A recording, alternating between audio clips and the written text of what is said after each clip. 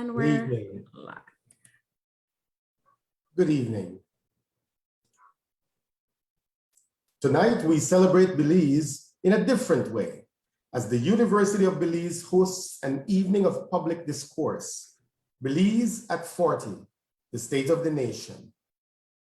Let us begin this evening's proceedings with the national prayer.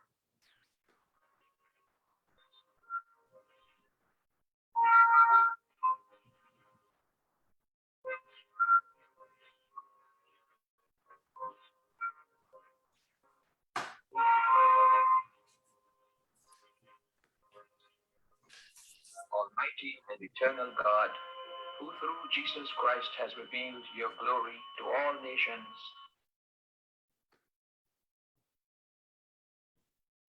please protect and preserve Belize, our beloved country.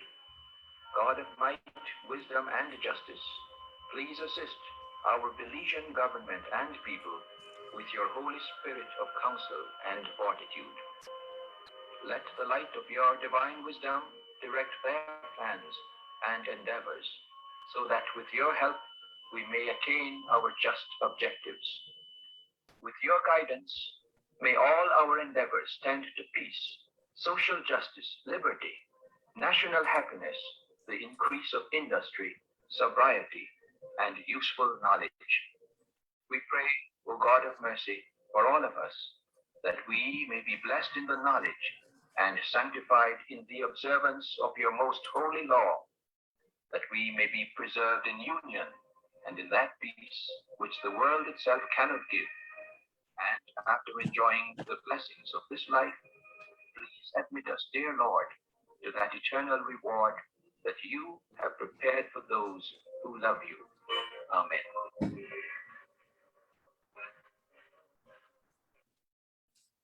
I am Martin Cuellar, the Dean of Student Affairs at the University of Belize, and it is my pleasure at this time this evening to introduce our Chairman of the Board of Trustees, Mr. Anthony Sylvester. Good evening.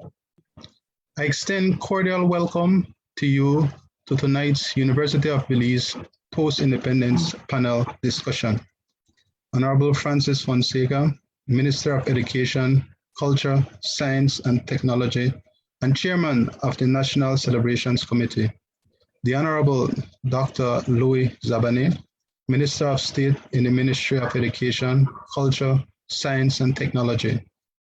Fellow members of the University of Belize Board of Trustees, President Dr. Vincent Palacio, Vice President Dr. Simon, UB's beloved faculty, staff, and students. Ms. Sapna Wodrani, President of the National Institute of Culture and Heritage, Mr. Moderator, Dr. Martin Cuellar, esteemed and distinguished presenters, and most importantly, you who have tuned in and are joining us via Zoom, Facebook, or Love TV. As we commemorate our 40th year of independence, it is only fitting that we reflect and take stock of where we are as a country. Public lectures like tonight's gives us an opportunity to do just that. With the dynamism of communication, public lectures, however, over the years have taken a back seat to other modes of information sharing. With the array of morning talk shows and social media interaction we observe on a daily basis, the zeal and passion with which Belizeans share, devour, and hunger for information. Still, a public lecture has its place and relevance. It provides a valuable and necessary medium for qualified experts and educators to access and inform our nation at the mature and dynamic age of 40. The National Celebrations Committee, NICH, and the University of Belize have therefore seized the moment in their collaboration by putting together this evening's lecture. Our objective tonight is to share knowledge in an accessible way through our esteemed presenters who have dedicated their lives' work to their respective fields.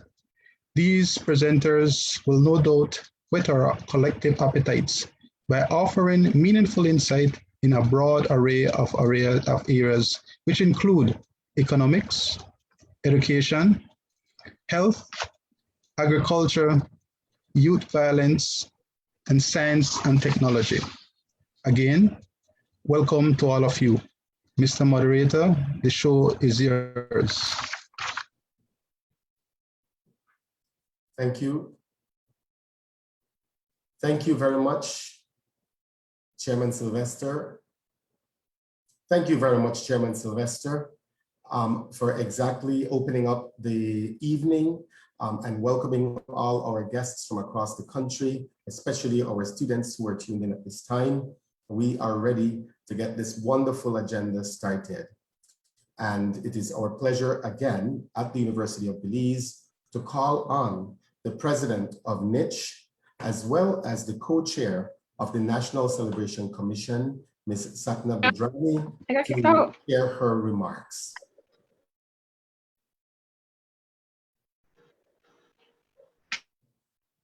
Thank you, host.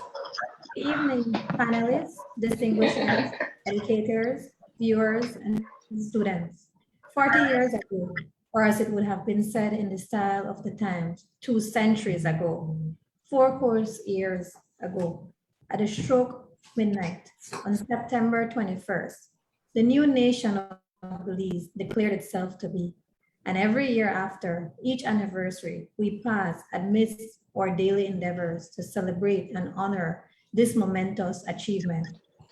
Celebration and honoring are always welcoming, but we must also take time out to reflect and contemplate on the road traveled to independence, the present, and what lies in the future. I would also add that it is a time for rededication to the great task of nation building. As the father of the nation, the late Right Honorable George Price often emphasized, today we're gathered here at Belize, most prestigious academic institution, for the annual exercise of taking stock. Hence the theme, Belize at 40, hopeful hearts, steady hands, together we rise. This panel discussion moves us beyond celebration to contemplation, constructive criticism and suggestions on the way forward on our economy, political culture, health, education, science and technology, environment and security issues. Our esteemed panelists and academics will offer us the wisdom and insights of their expertise and knowledge in these weighty matters. The comments and views they offer will integrally form part of the national perspective of the state of the nation of Belize. After 40 years, and we are honored to have the opportunity to not only listen to them, but to heed and to then to act decisively. The National Institute of Culture and History and the National Celebrations Commission is proud to partner with the Ministry of Education, Science, Culture, and Technology and University of Belize to produce and facilitate this event. We are proud of the birth of our new nation and courageous in ensuring its continued existence. We will fight to overcome all challenges that we must face so that our government of the people, by the people, for the people, shall not perish from planet Earth. Belize, the land of the free by the Caribbean Sea. Long live Belize. Thank you. Thank you again. Thank you again, Ms. Budrani. And with those words of opening and welcome, I would like to introduce the panelists as well as the agenda for this evening. We have 6 esteemed lecturers who we've invited to share their perspectives on integral components of Belize's development, looking back at the last 40 years and looking forward, making recommendations for the best path for our continued national growth. First, it's my pleasure to introduce Dr. Philip Castillo. He will be speaking on the theme of economics, stabilization, recovery, and growth. Dr. Castillo has a PhD in development studies from the Sir Arthur Lewis Institute of Social and Economic Studies at UWI. He is a member of the board of directors of the Statistical Institute of Belize, and he's an assistant professor at the University of Belize, where he teaches socioeconomic development, public finance, and managerial economics. Dr. Lisa Johnson will be speaking tonight on health and development. Dr. Johnson is the first woman to complete the general surgery program at the University of the West Indies. She's a general and trauma surgeon and the academic dean of the Faculty of Health and Sciences at the University of Belize. She leads the ongoing planning and preparation for the first Belizean medical school, designed, housed, and to be operated by the University of Belize. Mr. Greg Nunes will be speaking tonight on youth violence, resilience, leadership, and opportunities. Mr. Nunes is awaiting confirmation of his doctorate degree in social policy from the University of Bristol.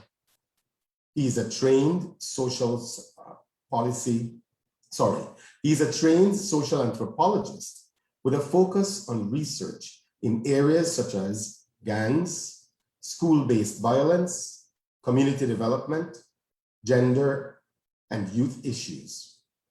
He is a consultant and adjunct lecturer at the UB in sociology and research matters.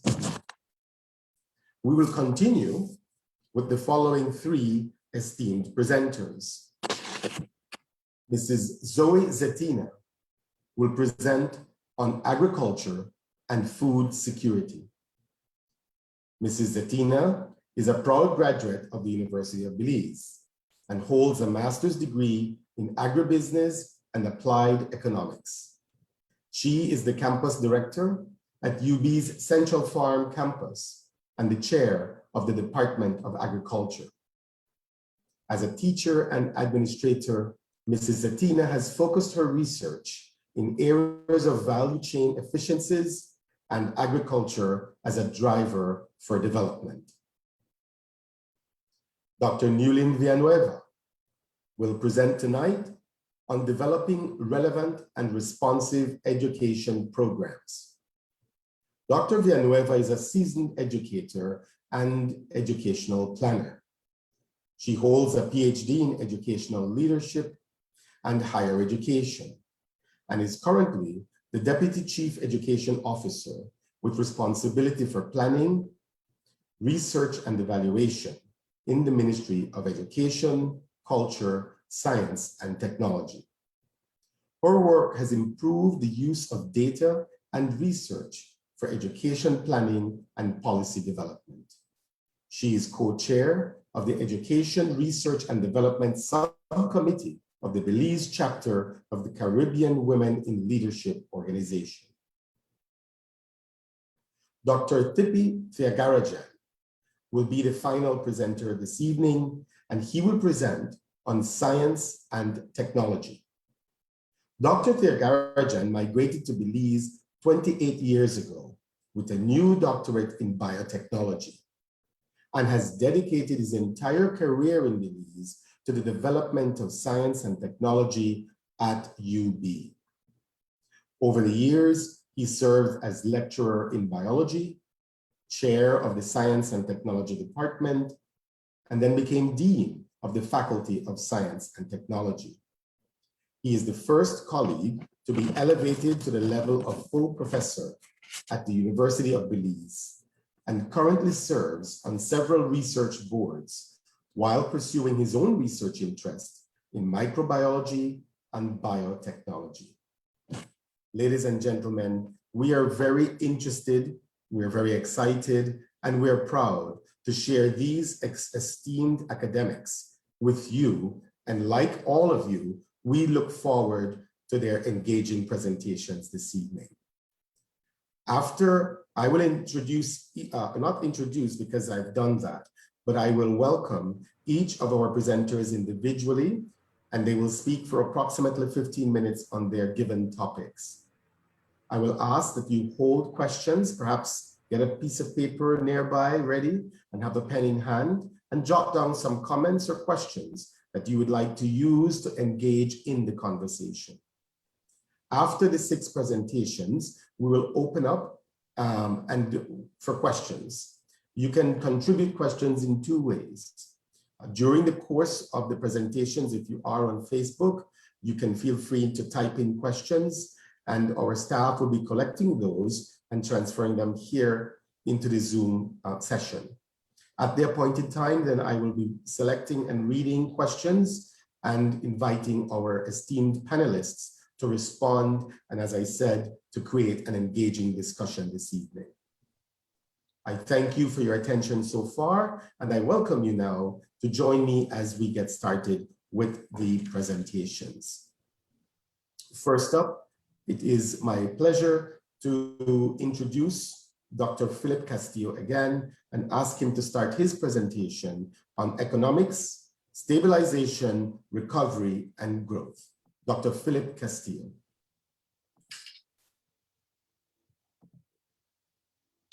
Thank you very much, Mr. Moderator. I start by greeting the ancestors. Greetings is also extended to the University of Belize community and to all those listening to us in Belize and everywhere else. Greetings from Belmopan, Belize. I am sharing my screen and I'm hoping that it is being seen. Yes.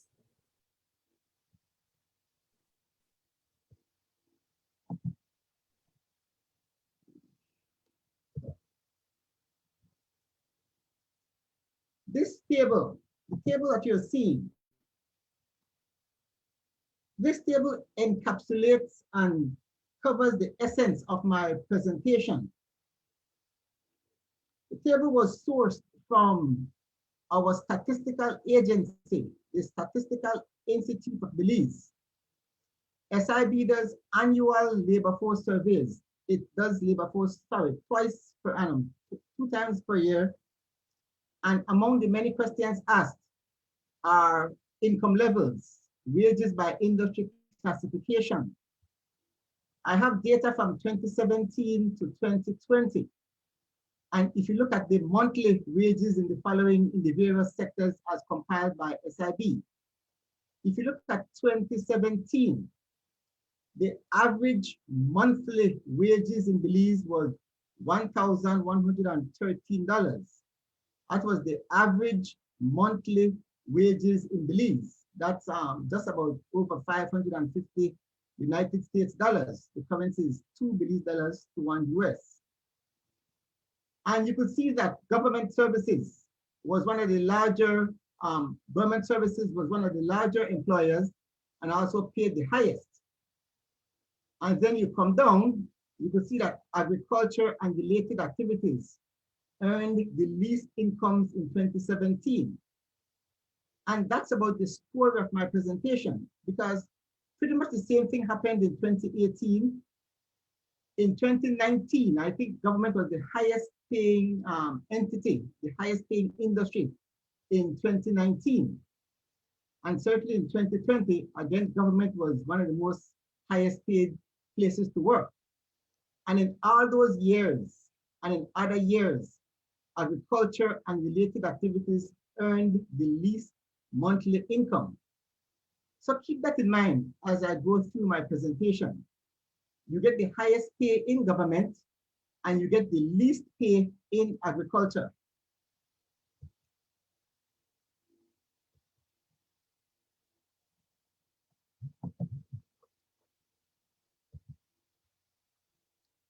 I've established that government pays among the highest wages. It is a known fact that government is the single largest employer in Belize. So think about that for a minute. Government pays the highest wages and government is the single largest employer. The entirely predictable consequences of that is that government has a very large wage bill that keeps on increasing. For this budget year, 2021-2022, the government has estimated that it will spend $413 million paying wages and salaries alone. And what's happening is that there is unprecedented borrowings to finance this wage bill. In fact, few people would know that what government has done, it has amended the Central Bank Act such that it can borrow unlimited quantities from the central bank. And when we say borrow unlimited quantities, we simply mean printing money. Government owns the central bank. The central bank is responsible for printing money. So basically then, government is printing money to pay its increasing and high wage bill. Now, tied to the wage bill is pension commitments. Because in Belize, Belize is one of the few countries in the world where you retire at age 55. Now, at age 55, if you have 15 years service, you are entitled to a pension for life. In Belize, the average life expectancy is around 74. So consider this scenario. If you enter the public service at age 40, you work from 40 to 55, that's 15 years. At 55, you're entitled to a pension for the rest of your life. So from 55, assuming that you live till 74, that's 19 years. It means that your pensionable years would be more than your actual years of service. And your pension is generally 1/3 of your last pay. Now in Belize, the pension is also unfunded, meaning that you did not contribute to your pension. Pension is non-contributory. So what you're seeing then, you're seeing the wage bill increasing, you're seeing the pension commitments increasing. The Prime Minister was on radio this morning and he said that the pension bill is $90 million. I checked the budget book, actually it's $91 million. The Prime Minister also said that for the duration of his term in office, well, his term will be 5 years. He said that the projected pension payments, no, I didn't hear correctly. It's either 150 million or 115 million. But that is what is facing us. And I regard these as the entirely predictable consequences as being the largest employer, not necessarily being the largest employer, but paying among the highest wages. Now, let's focus on the low wages in agriculture. Again, the entirely predictable consequences has been that Belizeans have abandoned low-wage activities in agriculture and have been replaced by migrant workers from neighboring countries. Whereas previously, migration to Belize was mainly due to geopolitical factors and the perception of land availability. Existing migration is now based solely on economic factors. The Ministry of Agriculture estimates that wages in agriculture in Belize are 3 to 4 times wages in Guatemala. So we have established using SIB data that wages in agriculture in Belize are considered low for Belizeans. But migrant workers from Guatemala find those wages attractive and they keep coming. UNDESA, that's a UN agency, last year estimates that there are 62,000 migrants in Belize. These migrants have become extremely important to all our agricultural export industries: sugar, citrus, bananas. All these industries depend on migrant workers in varying degrees for their continued viability. All of them, todo, sungube. Now, other related issues of note. My presentation is entitled Belize at 40, Warning Lights Flashing. I'm saying then that this development model needs to change. If our development model is such that government pays the highest wages and we pay the lowest wages in agriculture, we're saying that that model needs to change. Because 40 years after independence, look at what this model has wrought. Look at what this model has brought us to. Our poverty rate is 52%. The rate of poverty in Belize in 2018 is 52% of the population. The rate was 33% in 2002. It increased to 41% in 2009. In 2018, it is 52% of the population. Our unemployment rate is 11.2%. But in Belize, just about all of SIB data are weighted averages, So then if you dig down deeper beyond the unemployment rate of 11.2%, you'd see that youth unemployment, and we define youth as 14 to 24 years. Unemployment among the youth is nearly double at 20.6%. In fact, unemployment among female youth is even higher at something like 32%. 40 years after independence, our public debt is at its highest ever level.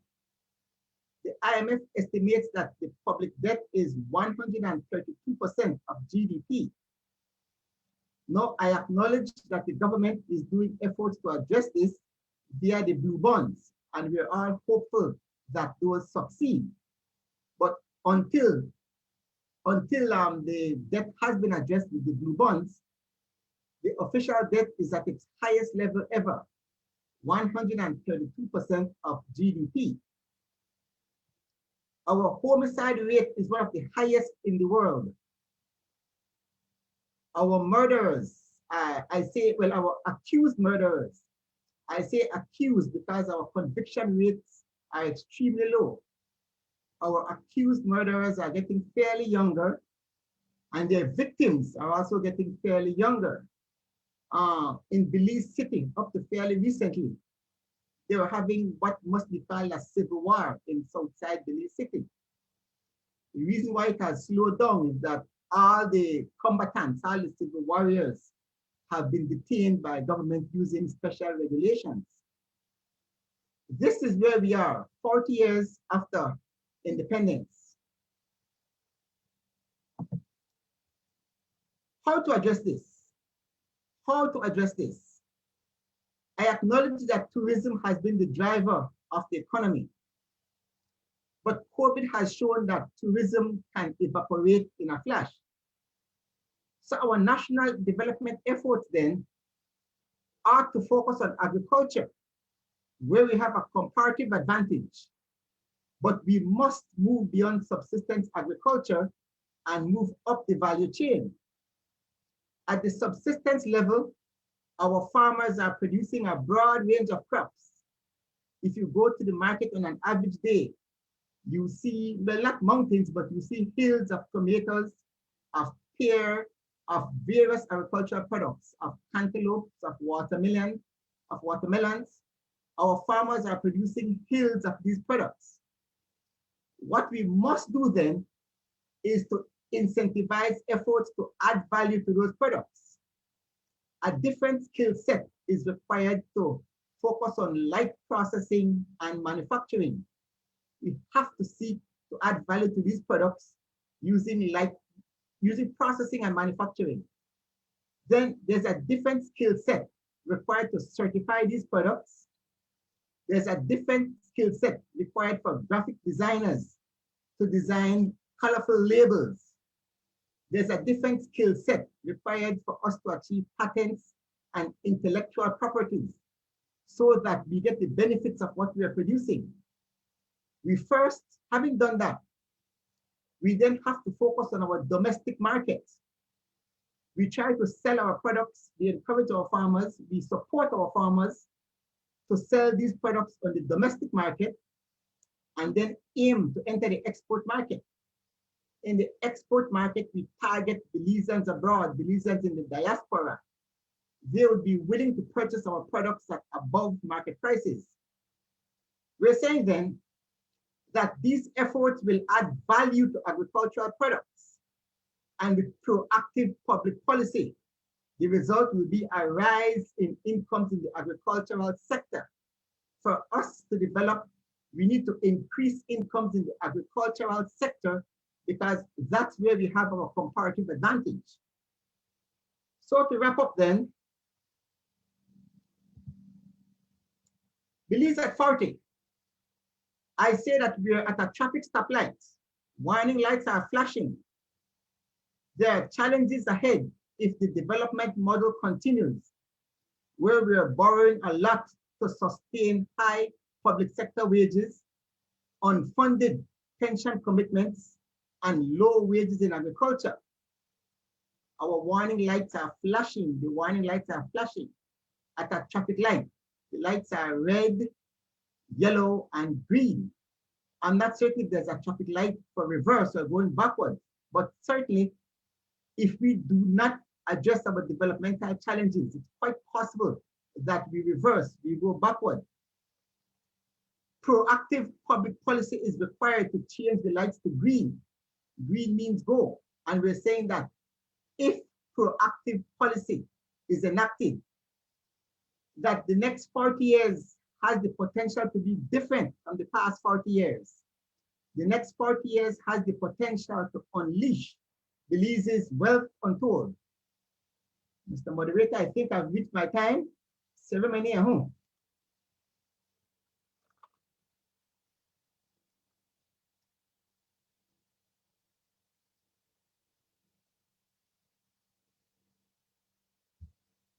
Dr. Koyar, you need to unmute. Thank you, Doc. Dr. Castillo, you put me on the spot to pull out my Garifuna language. Thank you very much. I'm sure everybody agrees that your challenge for us to be able to change the color of the light is very interesting and evocative. And we look forward to questions to continue that conversation. Thank you very much, Dr. Castillo. As we continue to look at ways for us to achieve our wealth untold, we now have the pleasure of calling on another colleague from among the University of Belize faculty, Dr. Lisa Johnson, who will now present on health and development. Dr. Johnson, please proceed with your presentation. Thank you very much. Good night to all viewers who have kindly joined us. Kindly unshare your screen.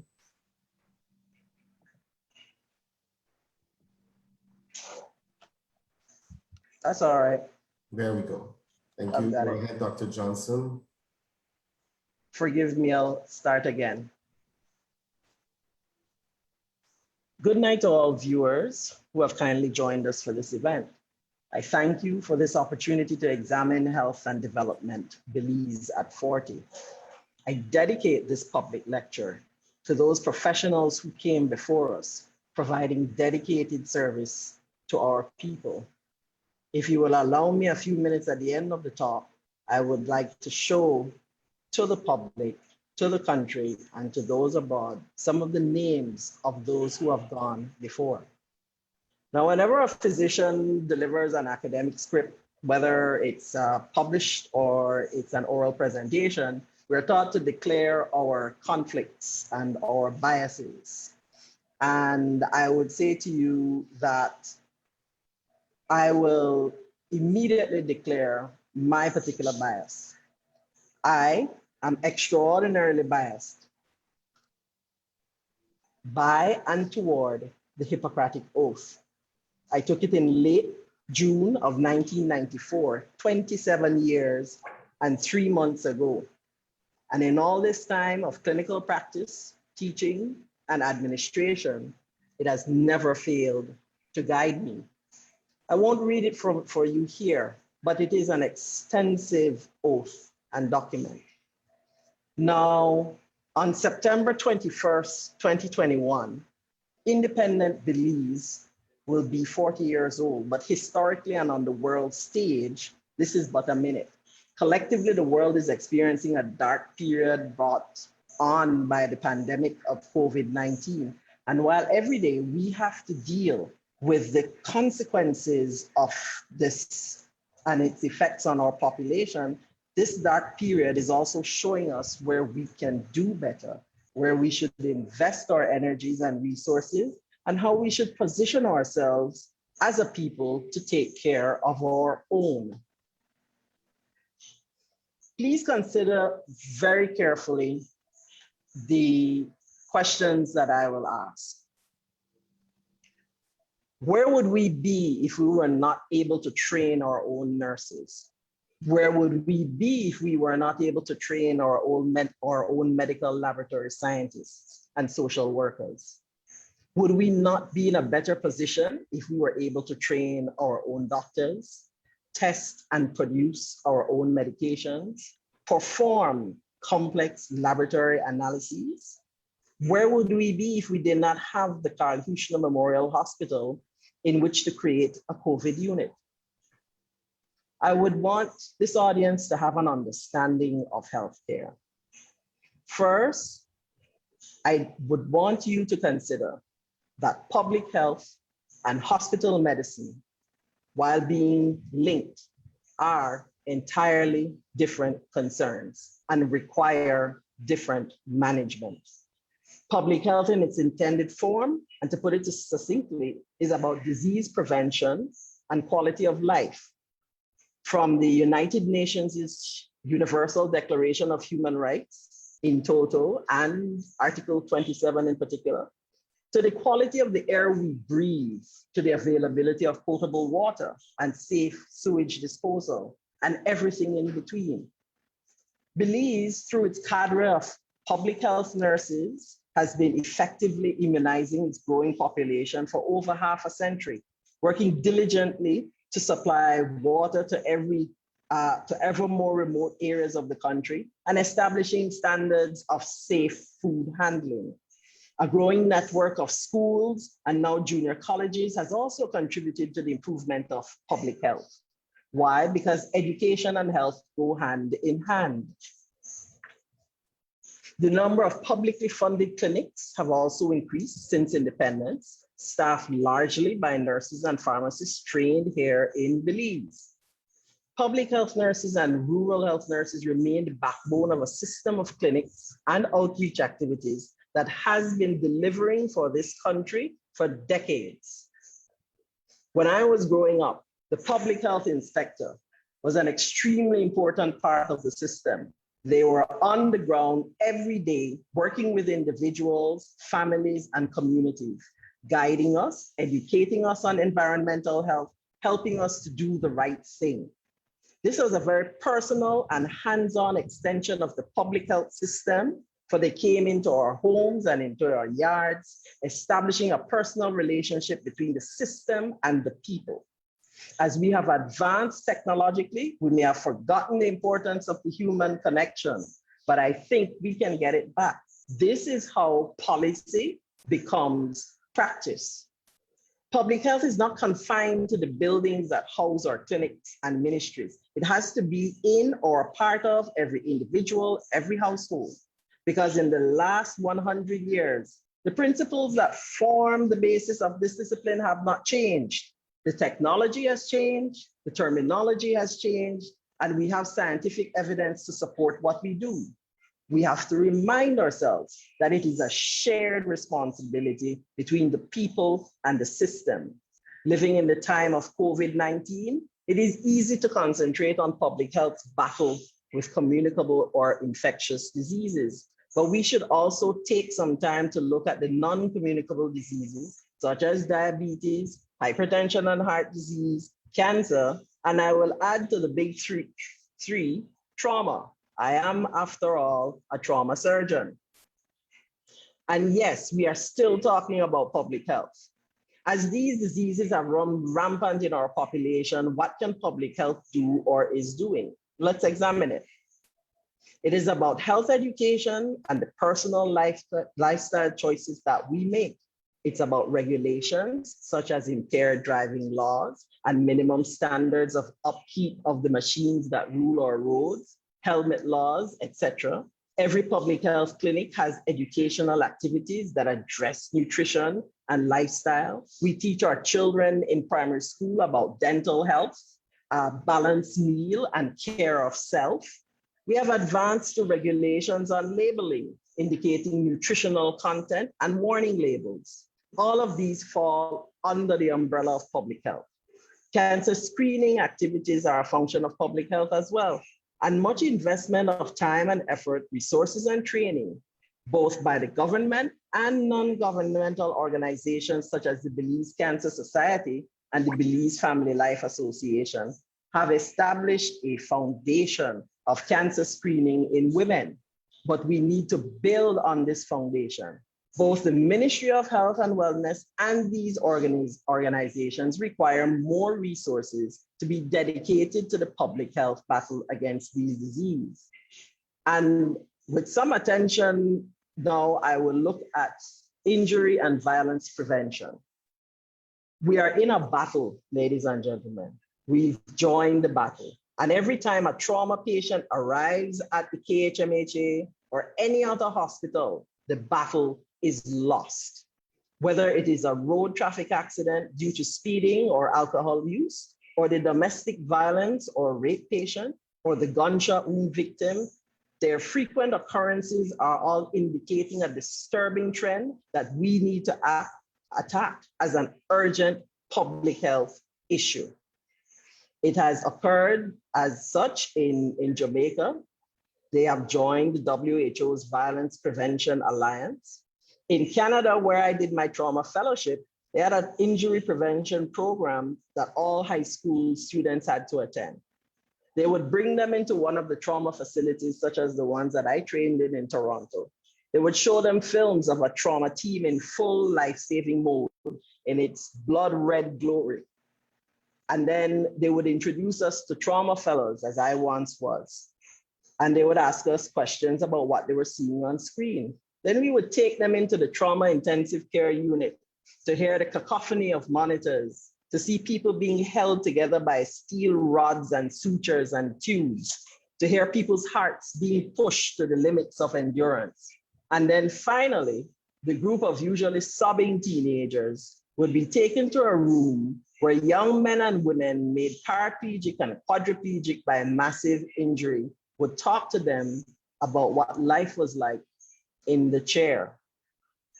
I want to say that I am a member of the one discipline in medicine, trauma surgery, that can be eliminated because injury is preventable.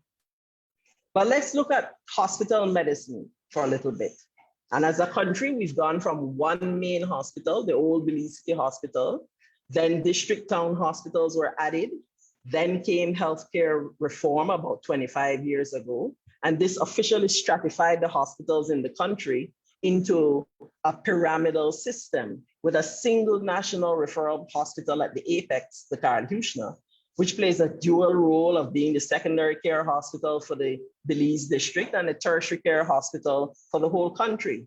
And it is fed by 3 regional hospitals, North, West, and South, which in turn are fed by community hospitals carrying out limited inpatient care in Corozal Town, San Ignacio, and Punta Gorda. Hospital medicine concentrates its efforts on the delivery of the appropriate level of care to the individual hospitalized patient, requiring different levels of expertise and the cohesive melding of a multidisciplinary team.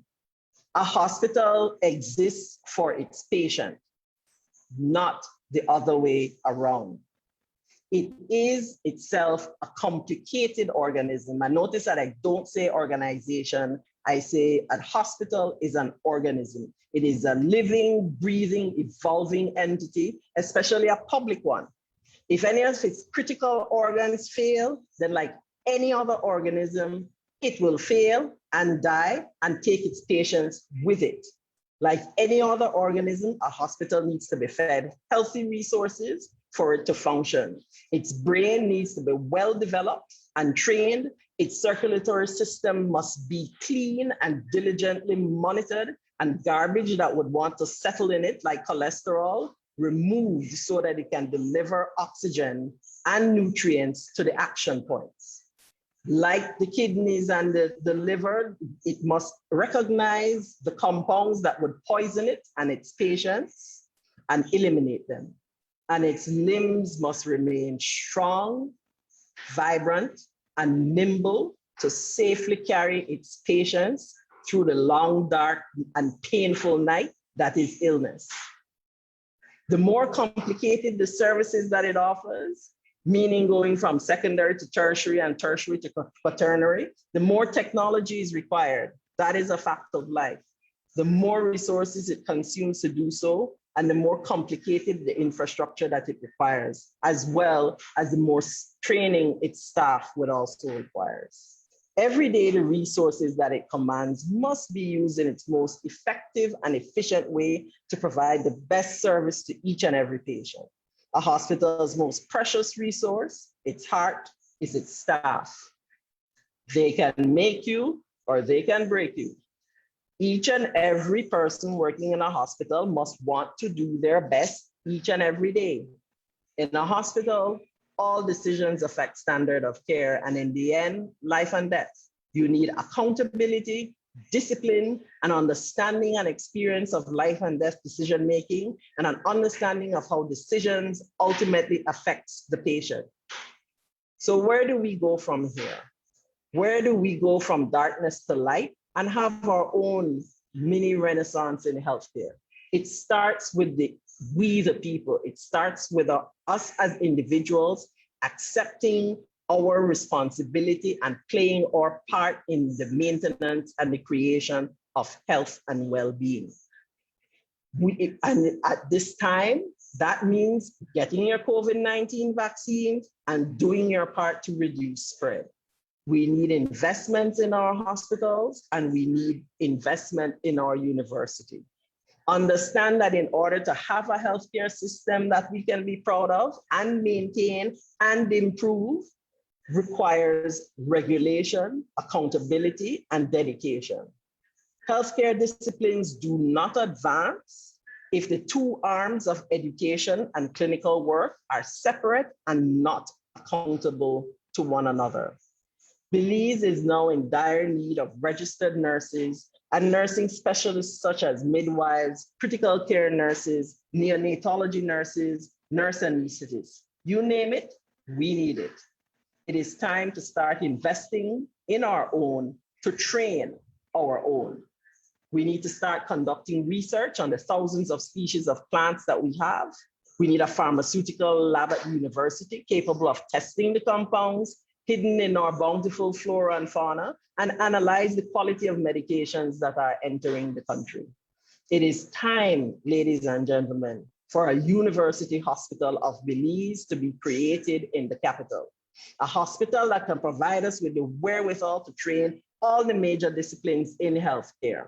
A hospital where education and service are seamlessly intertwined for the benefit of patient care, where the standards are taught, upheld, and made manifest by young professionals trained to respect human dignity with internationally recognized standards as determined by the university. University hospitals continue to be the site of treatment innovations throughout the world. I believe Belize deserves one too.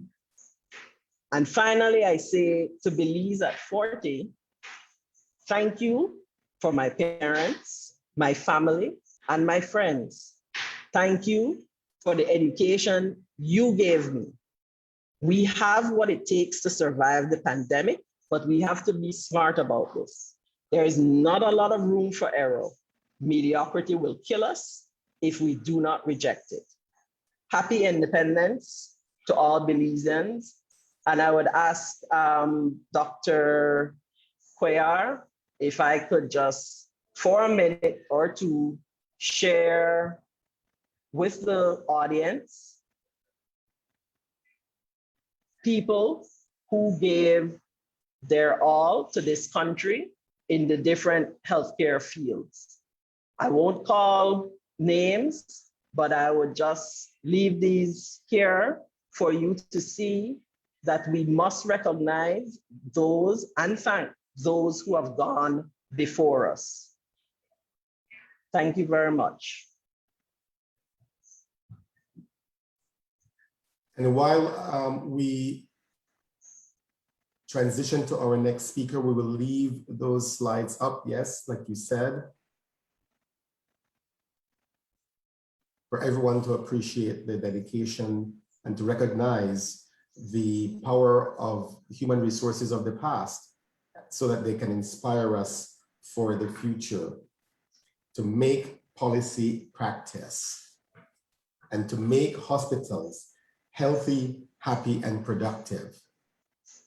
I will leave your presentation with that last call to action that we all must ensure the creation of health and well-being as active and responsible citizens. Thank you very much, Dr. Johnson, for raising the bar of our individual role and responsibility in good health care. Again, we look forward to continuing your conversation on health with questions in our question and answer section. We are on schedule and we are happy at this time to invite now to take over the presentation, Mr. Greg Nunes, social scientist, who will be speaking on youth violence, resilience, leadership, and opportunities. Let us continue using slideshow format. There you go. Thank you, sir. Thank you. And go right ahead. Thank you. Protocols having been established, I'd just like to wish everyone a happy 40th independence celebrations and a good evening. Over the past 3 decades, there have been many attempts at addressing youth violence, from pastoral approaches to gang truces, to the establishment of youth-based institutions, to a secretariat, to legislation, to Manoduro policing styles, to preventative detention.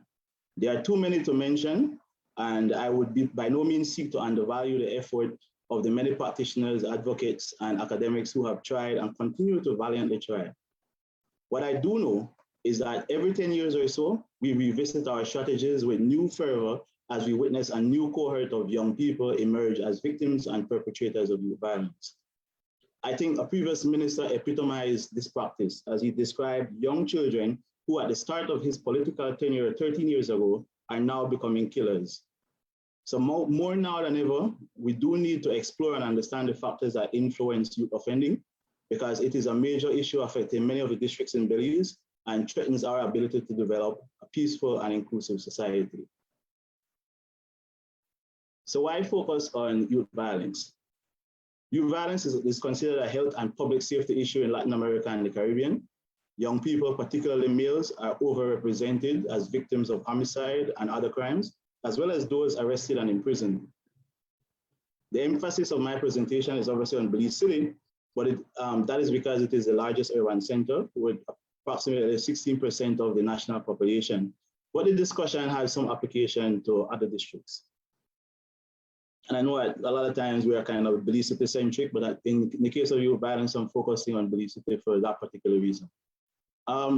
So SIB recently published the 2018 poverty rate of 52%, which rose significantly from 2009, from either 41 or 43%, and has increased concerns about poor households that will likely be further impacted by the pandemic. The pre-COVID national unemployment rate in 2019 was 10.4%, with the Belize district having the highest unemployment rate of 12.5%. The highest national unemployment rates by ethnicity were among the Creole, closely followed by the Garifuna and then the Mestizo. In terms of Belize City, in terms of Belize district, unemployment rates among the Creole and Garifuna were higher, and that is because they are numerically the most populous ethnic groups. And this obviously will have bearing on the rest of the presentation. So Belize's high crime and violence rate, with rising trends like other Caribbean and Central American countries, has been identified as a negative influence on the country's economic growth and competitiveness, having one of the world's highest homicide rates that has consistently remained over 30 per 100,000 since 2007 and peaked at 44.7 per 100,000 in 2012. The most recent decline of 24.3 per 100,000 in 2020 was during the COVID-19 pandemic, when many other countries also experienced a drop in crime after the introduction of lockdown measures. But as you realize, obviously violence is starting to bounce back. But nevertheless, in 2020, Belize City's homicide rate was still 72.1 per 100,000, which is almost 3 times the country's homicide rate. If you look at the various, I just quickly go through these graphs. The graphs, admittedly, needs updating, but the graphs suggest that Belize is a major player in terms of number of homicides and homicide rate in Latin America, as well as that in the Caribbean, right? Among the most murderous countries.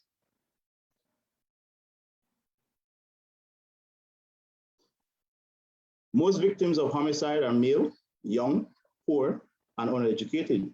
Males account for 90% of the homicides in the Latin America and Caribbean region, but also 95% of homicide perpetrators are males. The age groups of 15 to 29 and 30 to 44 account for most of the homicides globally. But in Latin America and the Caribbean, the age groups 15 to 29 account for the most homicides. So what does that mean for the vulnerability of young people, especially those under the age of 20 in Latin America and the Caribbean and Belize? It means that as of 2015, the 10 countries with the highest child homicide rates are all in this region. And Belize is obviously not exempted. As you can see, we're at the bottom of the chart, but we're there nonetheless. In terms of looking at crime, the problem continues to worsen for males when we look at the prison population. Belize's female subpopulation is approximately 3.5%. The graph tells the story of males being disproportionately represented in the prison population. So why is youth violence a major concern? Simple, it is expensive for everyone.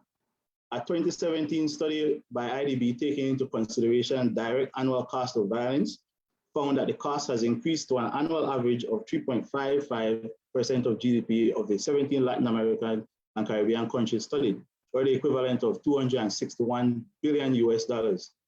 This equals the income of the poorest 30% of the population, as well as the region's spending on infrastructure. So we know the impact that violence has on our development. Just think of the massive investment as you walk around Belize City or drive around Belize City. Just think of the massive investments of the private and public sector on purchasing and installing surveillance systems, hiring security guards and police, prisons, foregoing of salaries by prisoners, etc. Right? It is an immense investment and undertaking that obviously affects our development. In terms of males and education, challenges in access and quality of education have been considered to contribute to poverty and crime in Belize, particularly between males aged 15 and 25. The concern of over the education of boys and young men in the English-speaking Caribbean has maintained prominence for several decades and continues to evolve. Both the Belize Education Sector Strategy 2011 to 2016, as well as that of 2020 to 2025, acknowledge the gradual departure of males from the education system.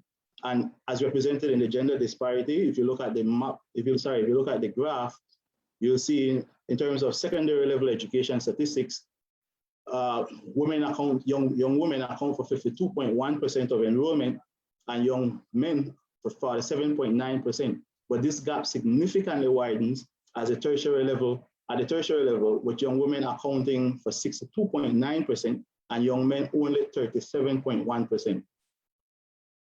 There's also, if you look at it again, there's also a gender disparity in the dropout and repetition rates at the secondary level, which is in favor of young women.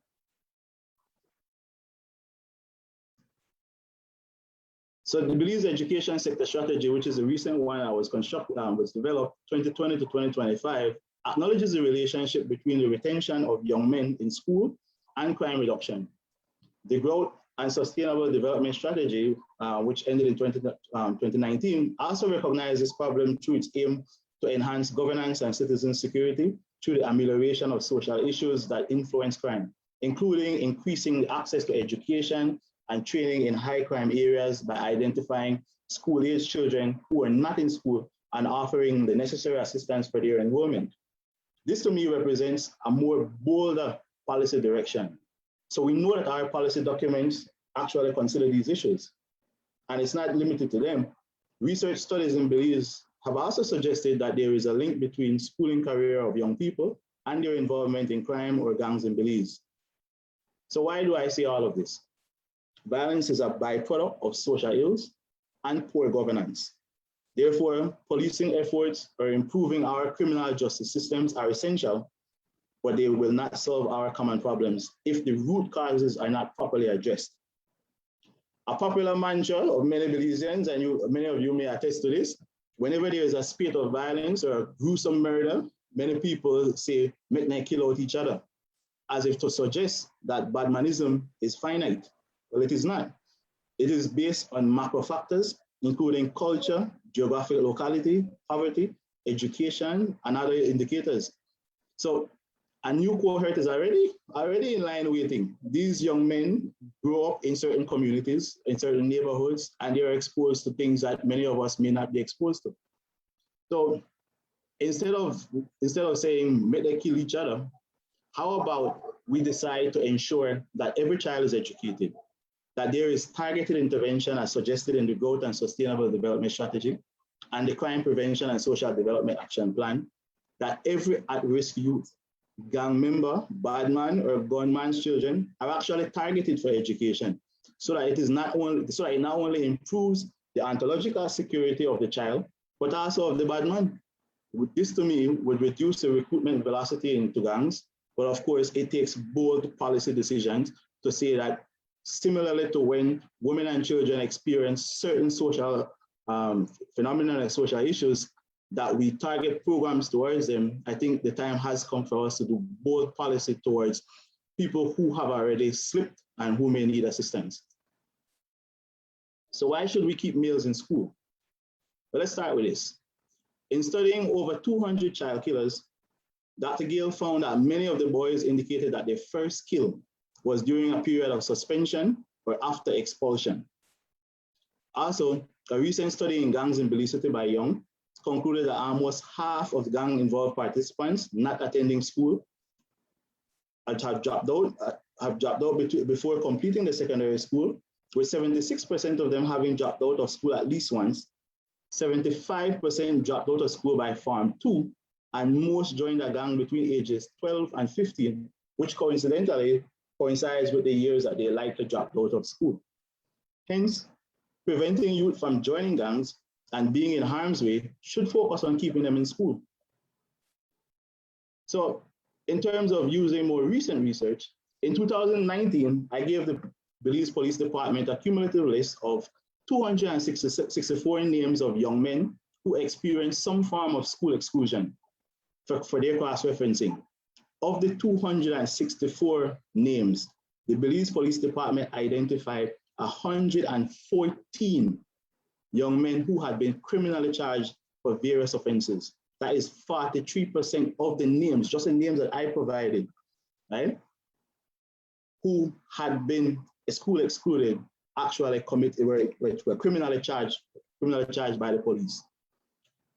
In terms of the data that I'm going to present to you based on case studies, these are all Black young men of Creole or Garifuna ethnicity from Southside neighborhoods who were expelled during Forms 1 and 2 between the ages of 14 and 17. And you can see here some of the type of offending that they committed. Every one of them committed what Belize would consider a major offense. And then you have from moderate to minor offending. Right? The names that you're seeing there are pseudonyms, so don't try to find out, don't think you know the names.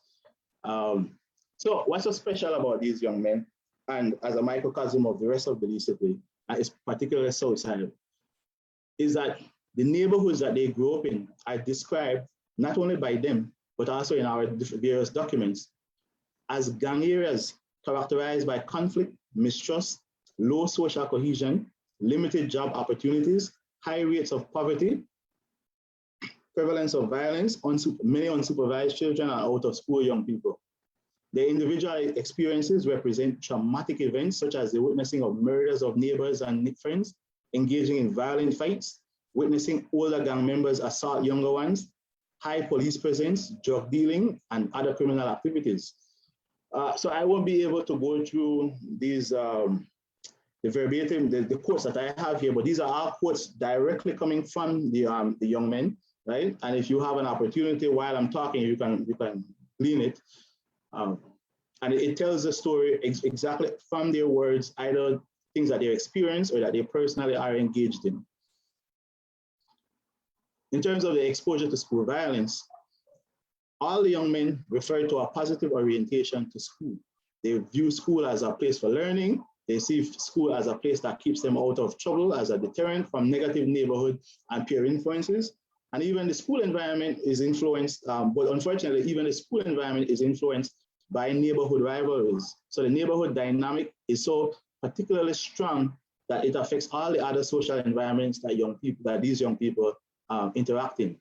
Pupils from other students from rival neighborhoods or members of gangs initiate confrontations and at times invite non-school going friends or gang members of varying ages to come to the school and attack students, leading to physical fights, run for safety, carrying weapons for protection, or requesting support from their own neighborhood friends or gangs, which obviously escalates situations.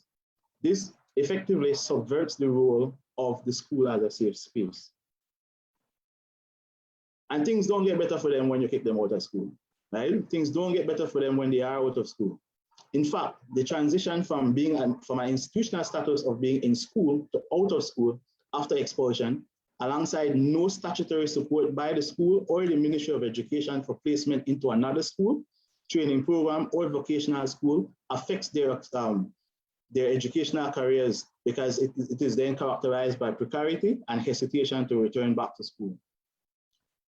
In addition, despite most of the young men being incarcerated after their expulsion, there was only one case in which education in the prison was an option, and it was short-lived because there are no institutional arrangements to ensure that continuation of education after their release. The absence of a secondary school diploma obviously impact, and being under 18 years of age directly impacts the transition into the labor market and income realization. Most employers require a secondary school diploma. And of course, expulsion harms the ability to gain skills and qualification that they need to gain more than simply unstable, low-paid, low-skilled jobs. And more so, the cycle of little or no pay leads some of these very young men to engage in criminal activities, suggesting a vicious cycle between their deepening involvement in criminal activity and their inability to secure full-time or steady jobs. Gang involvement. The transition from school is characterized by social pressure and suspicion by gang members of the community if these young men do not join. Living in a neighborhood with a gang without being involved or being a member when rival gangs already stigmatize the male residents is a costly risk of harm or possible death. So what are the implications for policy and practice? COVID will exacerbate youth violence. It already has. But we need to go and find them and bring them back to the education, to the desk. According to the Jamaican government, statistics of a young person staying in school, regardless of their performance, reduces by 40% the likelihood of joining gangs or engaging in criminal activity. The education sector strategy for Belize 2020-2025 proposes an increase in mandatory school age from 14 to 16, but policy must be followed by practice. We currently have children younger than 14 out of school, which the Minister of Education has already identified is going to be exacerbated by the pandemic. So an increase in age in principle without practice would only increase the number of persons who are already out of school, regardless of the mandatory school age. I beckon here that principals, guidance counselors, and social workers should be tasked to go and find these young men and create the link between the school and the home. Let me quickly close off. When we expel young men, there is little understanding that we have of the total number and the demographic profile of the young people affected by expulsion, the lack of dropouts. There is lack of information, sufficient information that can properly inform policy evaluation. Young people who experience expulsion rarely receive any statutory support from the Ministry of Education. The Ministry of Education should fill that policy vacuum to ensure that alternatives are provided and so it doesn't provide prolonged or protracted space between the time of expulsion and lead to cessation of educational goals. All right, let me just skip this quick. School exclusion related policy. Interestingly, the Education and Training Act 2020 refers to technical and vocational education and training, but it does not provide any transition mechanism for young people who experience expulsion. There is currently an existing gap between the mandatory school age of 14 and the enrollment age of 17 to adult vocational programs. Expelled young men who are incarcerated should really be provided with access to on-site or online education programs to complete their secondary school education, both in prison as well as upon release. Offending-related policy. Eunice? Yes, I'm there, no? All right. The school has been identified as an important space, so we have to engage youth clubs, neighborhood entities to ensure that the connection between the two are simultaneous and understood, and it helps to reduce engagement in violence. Thank you. Excellent, sir. Excellent, sir. Thank you very much. And as you continued, the ideas were flowing, the energy was getting stronger, and I'm sure that more and more people were becoming engaged, especially with the recent spate of violence that certainly puts everything you said in context and emphasizes the need for the changes that you called for. We need enforcement. We need to keep our males in school. We need to develop policies to handle what happens when our males drop out of school. And we certainly need to make sure that we can build better policies and improve government, which then together can reduce the overall crime. My takeaways from this wonderful presentation, thank you again, Mr. Nunes, for your time and effort put into preparing it. Let's continue and to stay on track. And now we go to Ms. Zoe Zetina, the director of the University of Belize Central Farm Campus, for her presentation on agriculture and food security. Mrs. Zetina.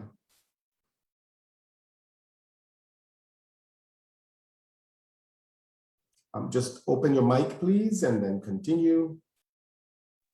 My apologies.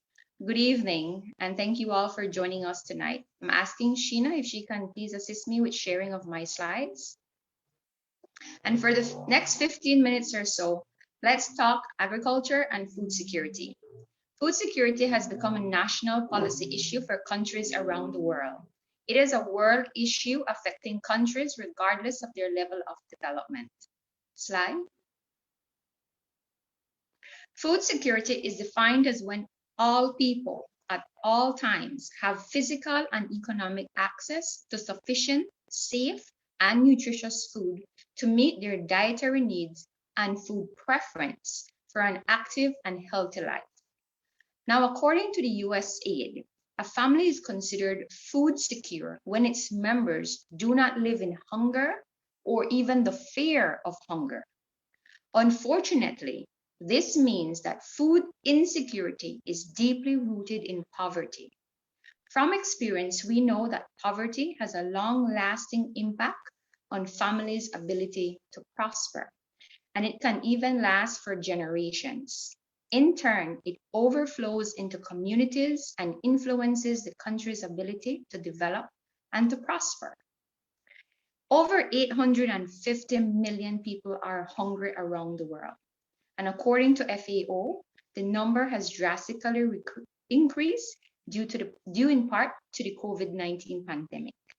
Unfortunately, it is also reported that most of these families are smallholder farmers who depend on agriculture to feed their families and provide basic needs. According to the Statistical Institute of Belize, and you've heard these numbers before tonight, the national poverty rate in 2018 was 52%. In April 2021, the unemployment rate was 11.2%. The economy contracted by 8.4% in the first quarter of 2021, but saw an increase of 22.3% for the second quarter. The question then is, are we food secured? Like many countries in the world, Belize still struggles to balance the challenges of affordable, available, quality, and safe food that considers the scarce natural resources and the changing climatic condition. The question of focus tonight then is what role has and can agriculture play in making the nation of Belize more food secure? Keep in mind that based on the very definition of food security, agriculture alone cannot make us food secure. Food security is a multi-dimensional problem that will take an integrated approach inclusive of political will and policy reform. When the pandemic became real to Belize and forced us to close borders and restrict movements, it effectively brought the tourism industry to a screeching halt, and it severely crippled other industries. But it also created the opportunity for Belizeans to see again the importance of agriculture and the vital role this sector maintains in sustaining the lives of all Belizeans. According to research, the greatest challenges in maintaining food security are observed in developing countries that have 1, a high share of agriculture in their GDP, 2, has adverse conditions that hinders agriculture production. This includes floods and droughts resulting from climatic change, risks of pests and disease, land degradation, and archaic production systems, for example. And 3, suffers from deficient infrastructure. Sounds like Belize? Slide. But Belize is blessed with fertile land, favorable climate, and a healthy market for food.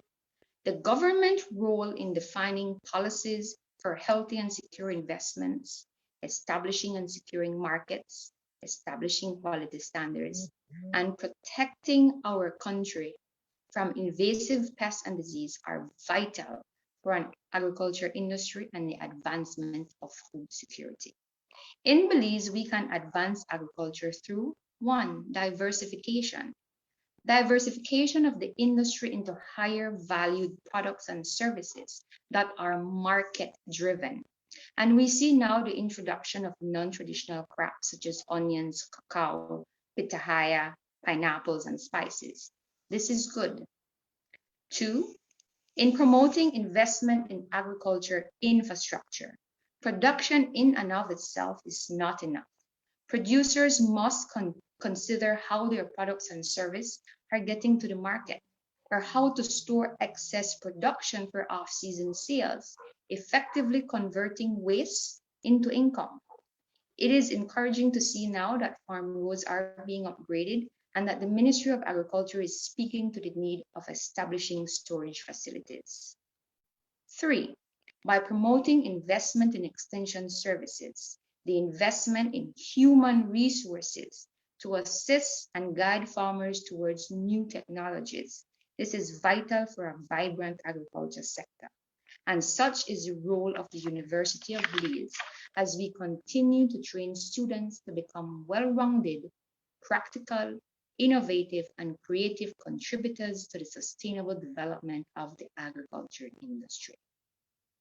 4th, innovation, adopting new approaches, measures such as value chain thinking, vertical agriculture, container gardening, urban agriculture, hydroponics. They all have the capacity to increase household purchasing power, especially in the rural areas. Through all of this, we need to adopt a climate-smart approach to production that is integrated so we can reduce waste, and that also considers and minimizes negative impacts to the environment with the resolution to mitigate risk and build our resiliency. Slide. According to the World Bank, 1/3 of food produced globally is either lost or wasted. While these numbers are not available for Belize, highlighting here the need for research and data collection. The news story of farmers leaving produce in the field to rot due to market saturation and low prices, or large-scale bird kills in the poultry industry, for example, point to the need to address food losses and waste as a critical point to improving food and nutrition security. With the introduction of new pests and diseases and food hazards, we also need to consider food safety as a serious public health concern that could further complicate the COVID-19 pandemic, not to mention the negative impact it would have to the income of our farmers, the livelihood of our vendors, and the continuity of business and trade. For this reason, it is important that Belize adopts a value chain thinking mentality towards production. But this requires that every individual look at what we are producing and consuming and ask ourselves, how can we produce what we consume in a more sustainable way? How can we add value to what we are producing? How can we improve our production so that we improve our food security, effectively reducing malnutrition in all its forms and improving our consumption habits?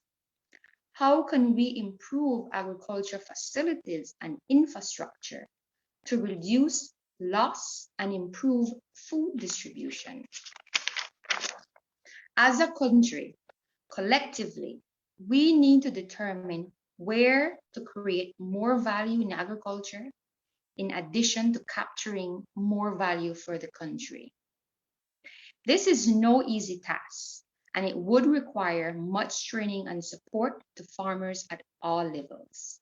In addition, there are many other challenges that farmers face every day. Lack of land, or the difficulties and expensive process of owning land, the need for startup and operational funds, access to market, adequate or rather inadequate infrastructure, both on and off the farms, talking here about roads, storing facilities, processing equipment, and the lack of access to basic technologies like greenhouses and irrigation systems. To mitigate much of these challenges, Belize has accepted international aid. This international funding institution has for many years, as they continue today, offer Belize loans and grants to build sustainability in the agriculture sector, to build our resilience, and to mitigate challenges of a changing world that must continue to feed a growing population. Yet, when you ask the average Belizean, the face of agriculture has not really changed. If it has changed at a very slow pace. Our challenges seems to have remained the same. So what have we accomplished?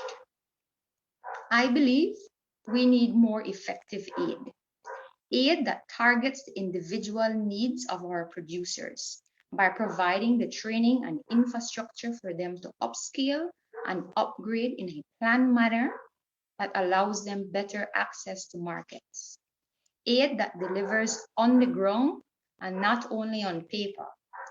Aid that benefits the farmer, the men and the women on the ground and not the consultants.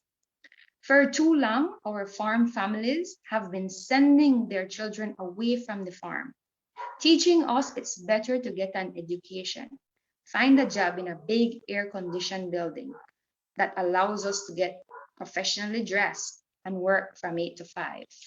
And with good reason. Traditionally, our farm families are considered poor and life is hard. The scenario I paint represents success and accomplishment in life. But I say no more. Send your sons and daughters for higher education, yes, and encourage them to return to the farms and make it a successful business that they can be proud of.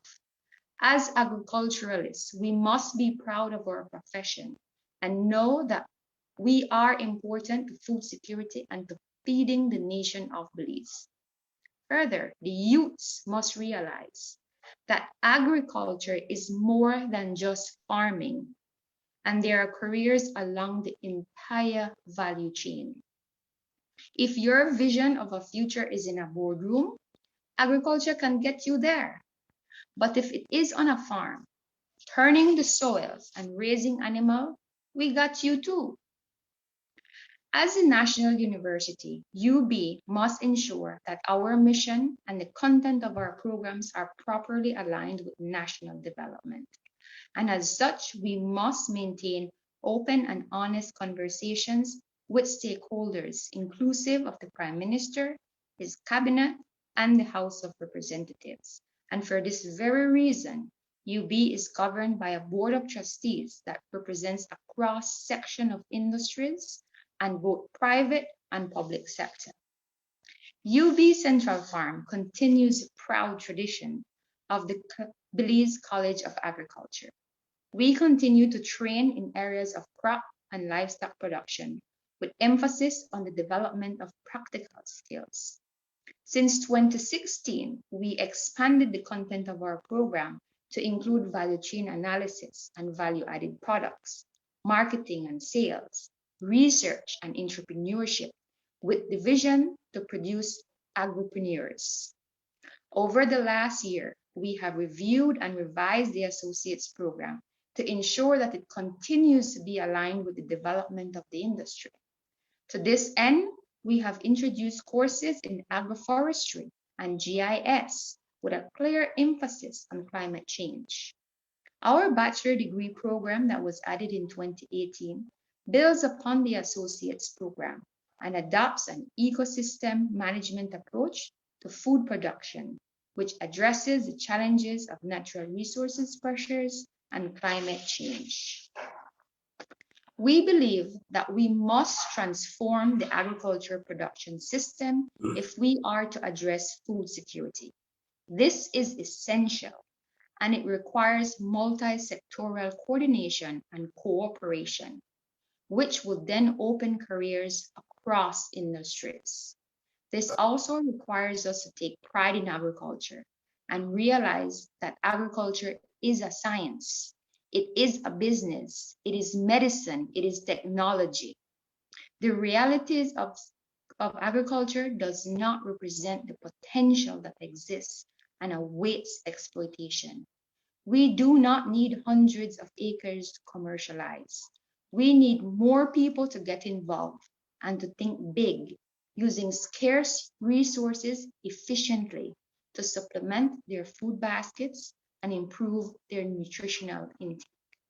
As the World Bank puts it, with the right investment and resources, agriculture and food systems can provide adequate, affordable, safe, and nutritious food to everyone, everywhere, every day, even in times of crisis.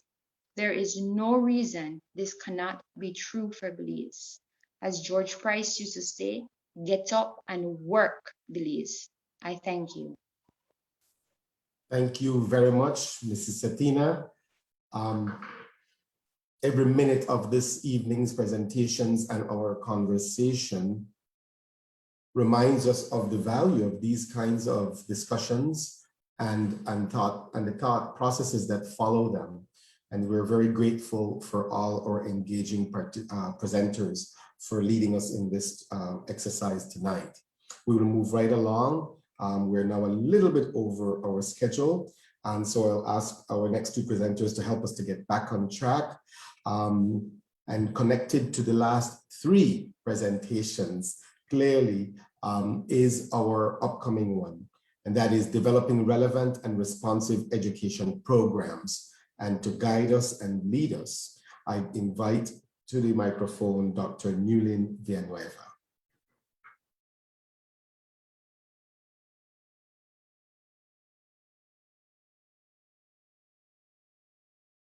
Just open your mic, Doc.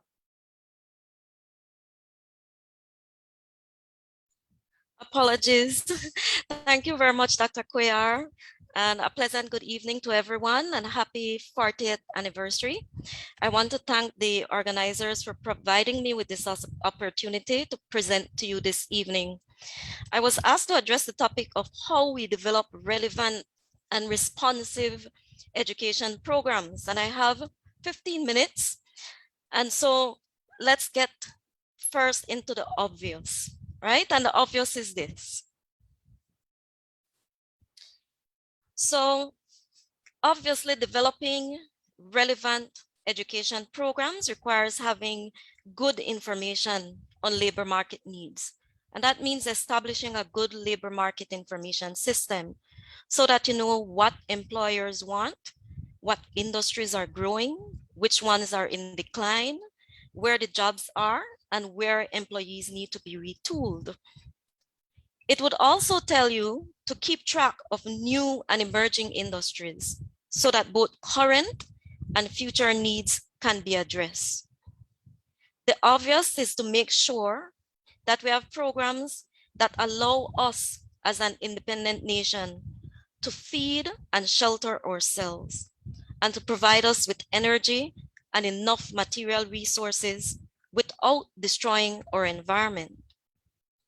The obvious is also to ensure that we have programs that will diversify our economy so that we're less vulnerable to external shocks, and programs that will increase our safety and security so that we can live in the free and just society we envision.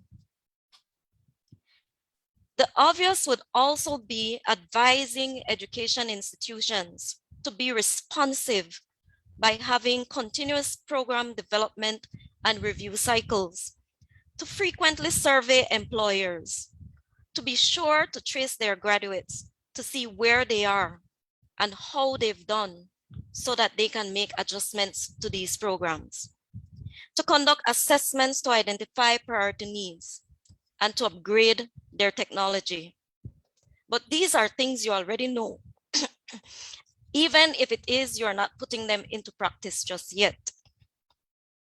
So besides those discussions, the problem of looking at relevant and responsive education programs perhaps should be the end, not the beginning. So I want to ask you to indulge me in looking at developing relevant and responsive education, first of all. You see, programs, once you start discussing those, you tend to miss the essence of what relevance and responsiveness really means. Programs focus on the question of what to offer, what to teach. Do we need more farmers, more engineers, fewer lawyers, more counselors? What subjects are relevant within those programs? And within subjects, what do we add? What do we take out? That is the what. But there are questions we should ask long before we get here. And that starts with the question of why. Over the last 4 decades, student enrollment has grown tremendously. We have twice as many students in primary school now than we did in 1981, and 4 times as many high school students. Transitioning to high school has become an expectation, not an exception. We have built more schools all across the country to provide access to children in areas where they did not have access before. And of course, we have invested heavily in training teachers. Less than 40% of primary school teachers were considered trained in 1981. Today, that figure is close to 90%. In fact, out of every dollar of the national budget, we now spend 25 cents on education. And that's not counting the out-of-pocket expenses of parents and adult learners. Why? What is the purpose? What are we trying to achieve? Do we know? Do we agree on what that purpose is? And who gets to decide? Is it the church or the state? What do we give priority to? The economy or the environment? Whose needs come first? The individuals or societies? Is our loyalty to the region or is it to the nation? Do parents and teachers get to have a say? And what about students? Is there any room left for them? Now, we once did have a clear purpose. The system of education we have now actually started over 200 years ago, 205 years ago to be exact. And it had a singular and clear purpose: the religious instruction of the slave. Of course, other more utilitarian outcomes, such as preparing persons to serve as public officers, were eventually added. And we have had several forays with technical and vocational education. But largely, education has remained, for much of our history, one with limited outcomes, one which strong forces sometimes seek to ensure that it remains so, and one that is still, in many respects, a privilege and a challenge for rural, poor, and children with disabilities. Our independence sought to change that, but 40 years in, we're still struggling to provide access to all, still struggling to articulate what education's new purpose really is. Whoever decides, a decision must be made. So before we talk about relevance and responsive programs, let us clarify our purpose, the why, so that we are clear on relevance to what purpose and responsive to whose purpose. Another question more important than what is the how. Aligning education programs to national development needs will not automatically solve our problems if those programs continue to be delivered in the way we are accustomed to. Program documents are filled with vision statements and objectives and student learning outcomes. But when it reaches the classroom, it's all about formulas and facts, surface learning, reciting answers, quick successes. If we really want our education system to be relevant, our teachers need to start changing formulas and facts for authentic experiences that give meaning to students' lives. Instead of students spending their day recalling answers, they should be occupied with asking deeper questions. Instead of us celebrating the success of students who got answers on the first attempt, we should be rewarding those with persistence and resilience. After all, which situation prepares you more for life? Perfection or trial and error? We need a radical shift in our schools from a focus on memorization, copying, reciting, regurgitating, to one that is based on inquiry and problem-based learning. But this can only happen if we intentionally change the way we teach. And starting with the way we teach teachers, from a focus on theory to a focus on good practice. So we have the why and we have the how. Let's get back to the what.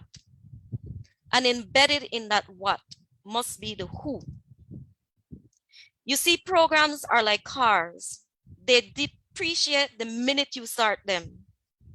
The world changes, technology changes, needs change. New knowledge emerges the same day you print a textbook. So how do you create a relevant program in an environment of constant change? Should you even try?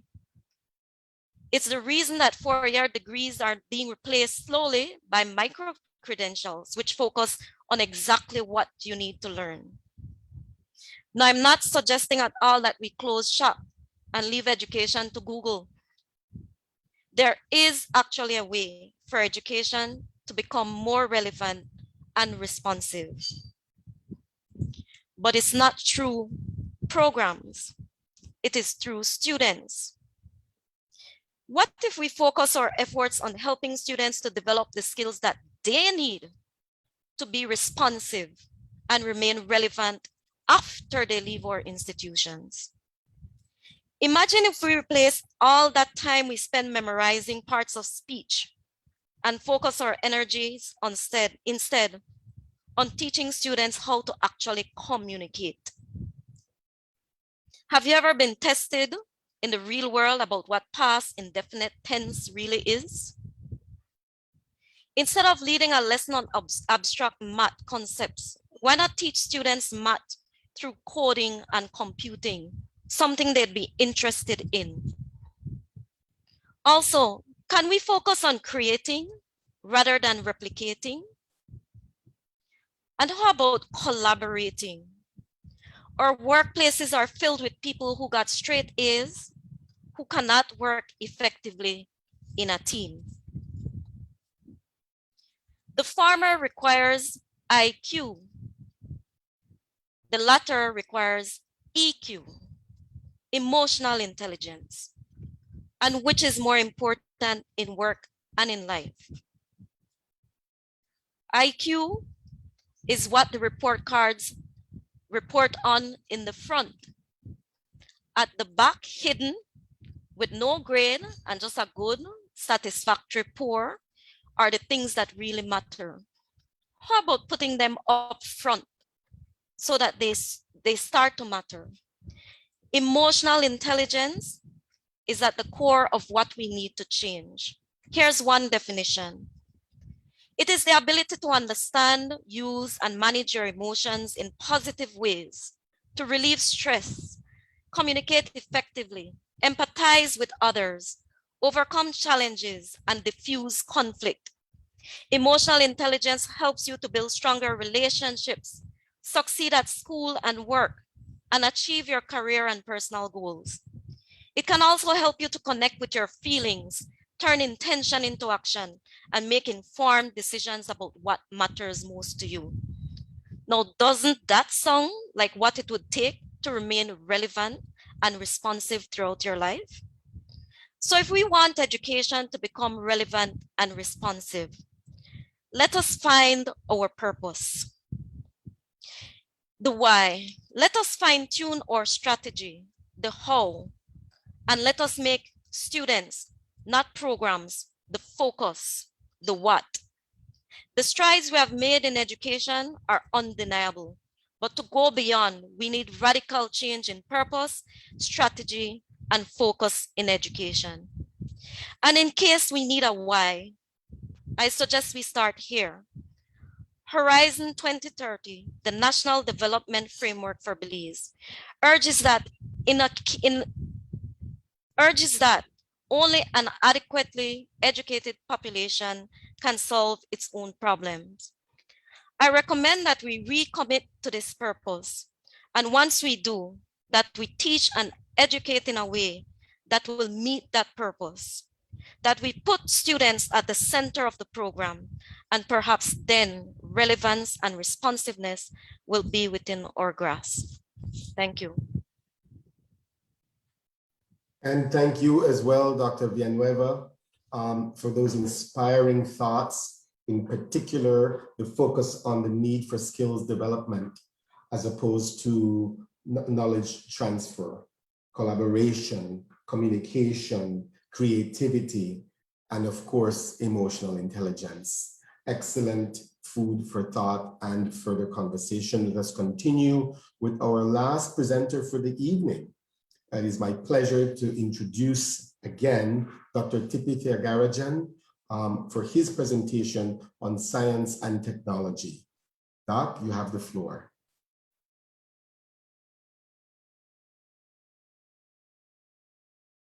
Just open your microphone at the start, please.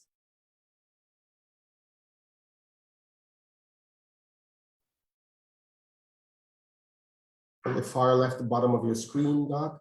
Open your microphone.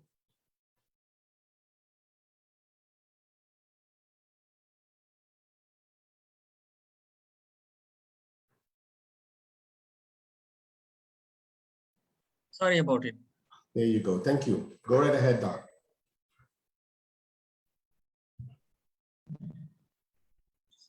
One second. Share screen.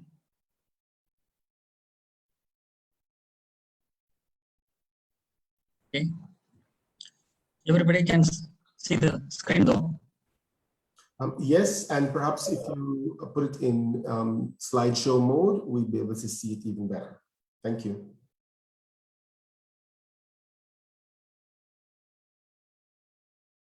Slideshow. Okay. Good evening, everyone, and thanks for all the audience, and thanks for all the previous presenters. So my presentation is on role of science and technology in national development. Okay. Now I have a quotation here from Louis Pasteur, who is one of the greatest scientists of last century, and many of his contributions touch everybody's life. Okay. So science basically knows no country because science belongs to humanity. Okay, and it is probably the light that illuminates the world. So if we look at the world and its scientific advancement since the industrial revolution, the accumulation of scientific knowledge has doubled every 10 to 15 years. And the amount of scientific discoveries and the accumulation of knowledge in the past 100 years is much more or surpasses the discoveries human beings have made in the last 5,000 years. So you can imagine, the amount of information and the advancements that we have gathered in the past few hundred years. Now I have here some examples, things that have happened in the last 40 years since the independence of Belize. Okay. I don't think without or without these discoveries, life will be the same today.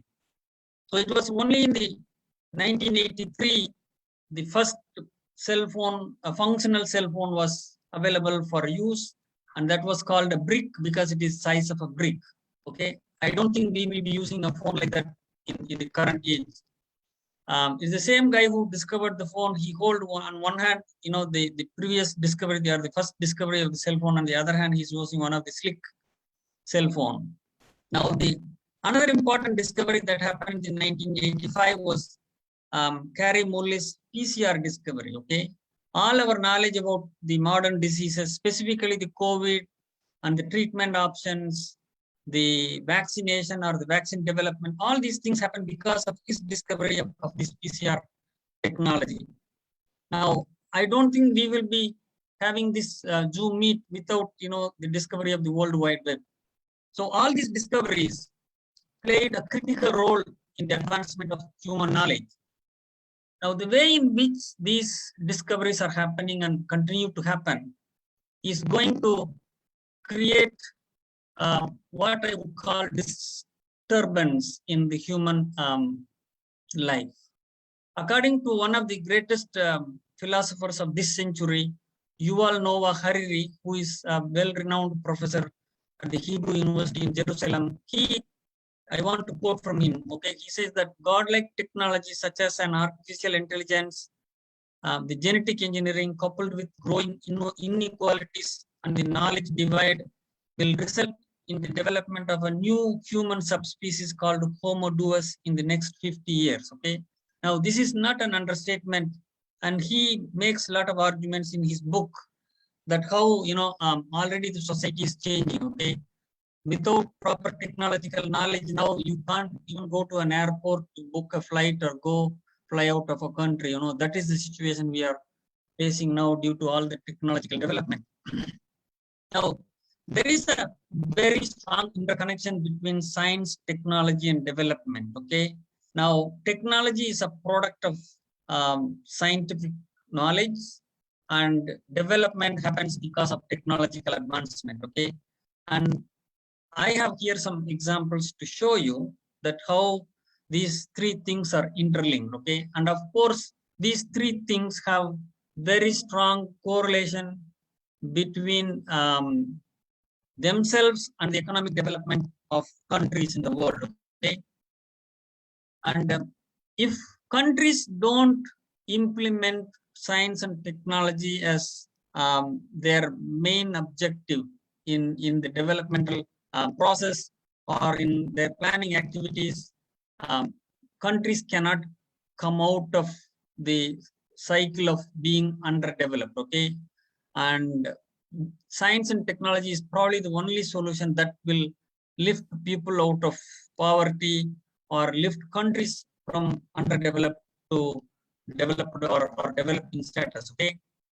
So today's definition of what is a developed country and what is a developing country is mainly based on their scientific and technological use and their development in those countries.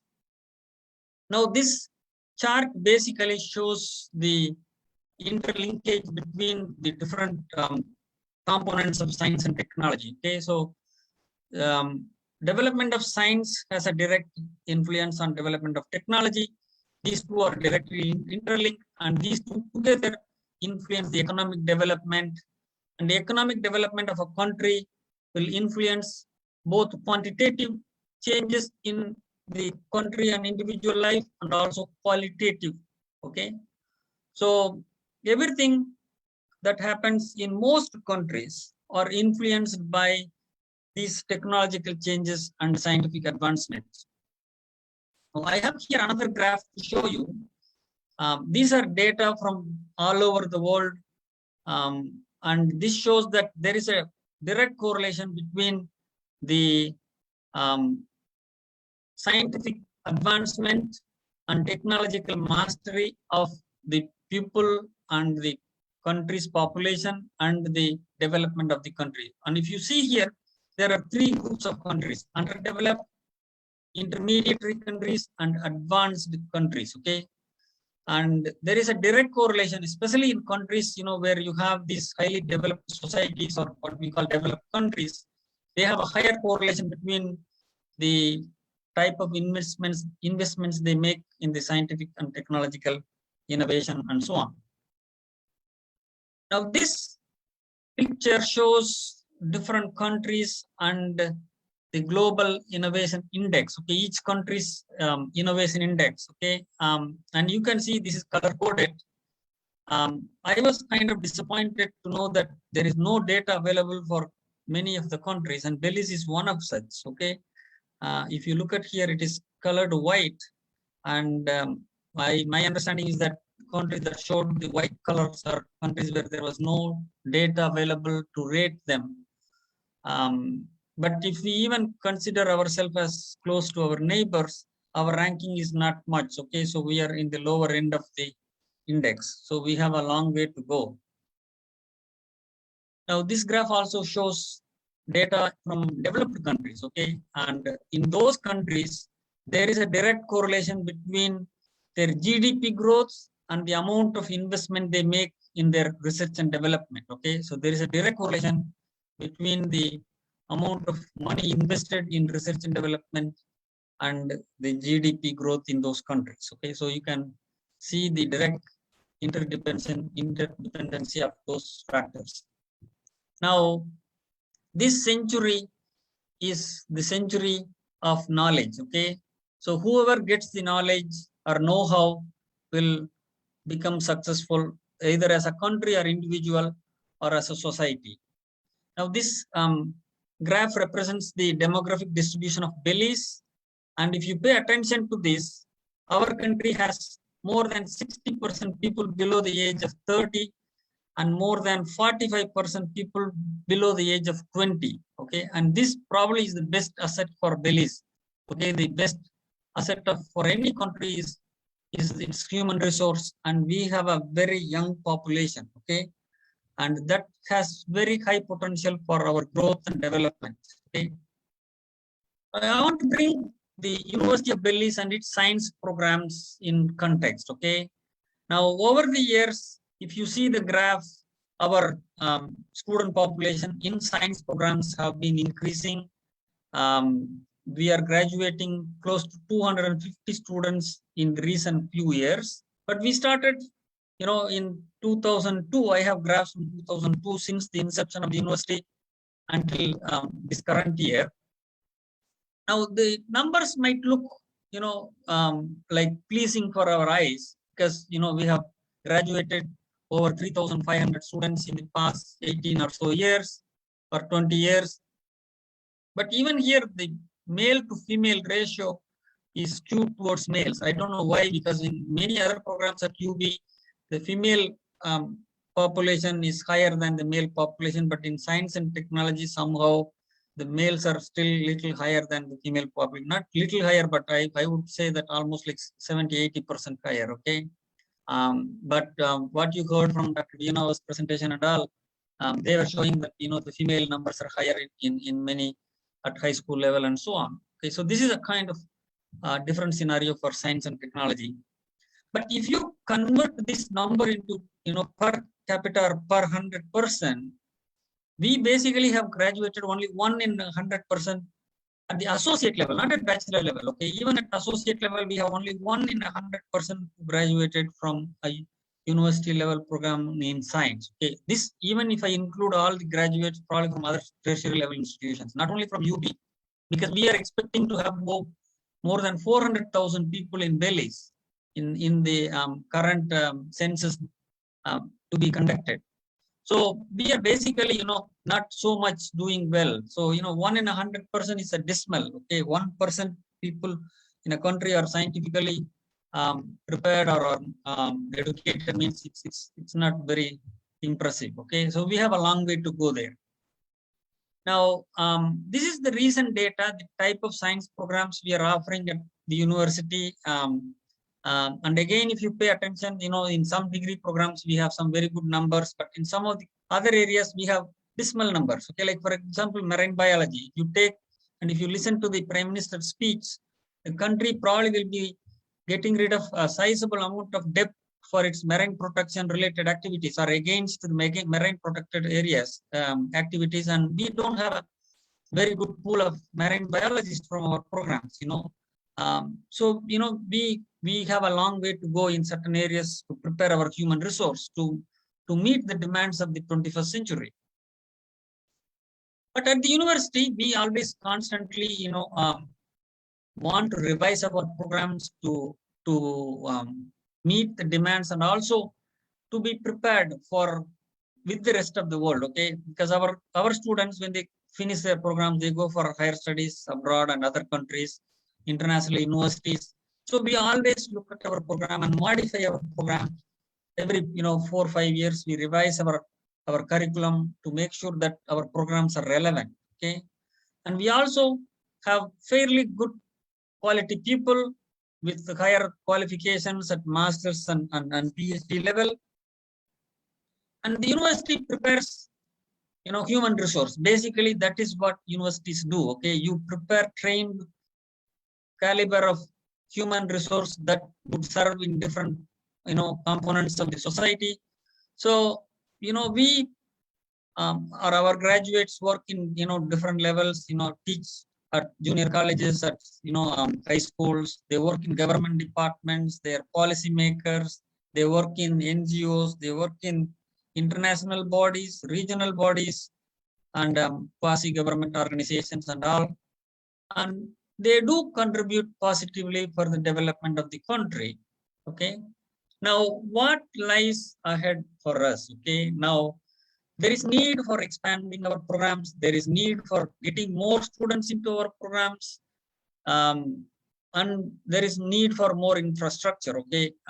Although we are on an online mode for the past year or so due to COVID, science programs require more face-to-face interactive activities. Okay, we can't do laboratories only by looking at screens. Okay, so even at schools, in primary and secondary schools where government is now proposing for curriculum review, we need to incorporate more hands-on activities for students. Children like to do things so that they remember or they become creative.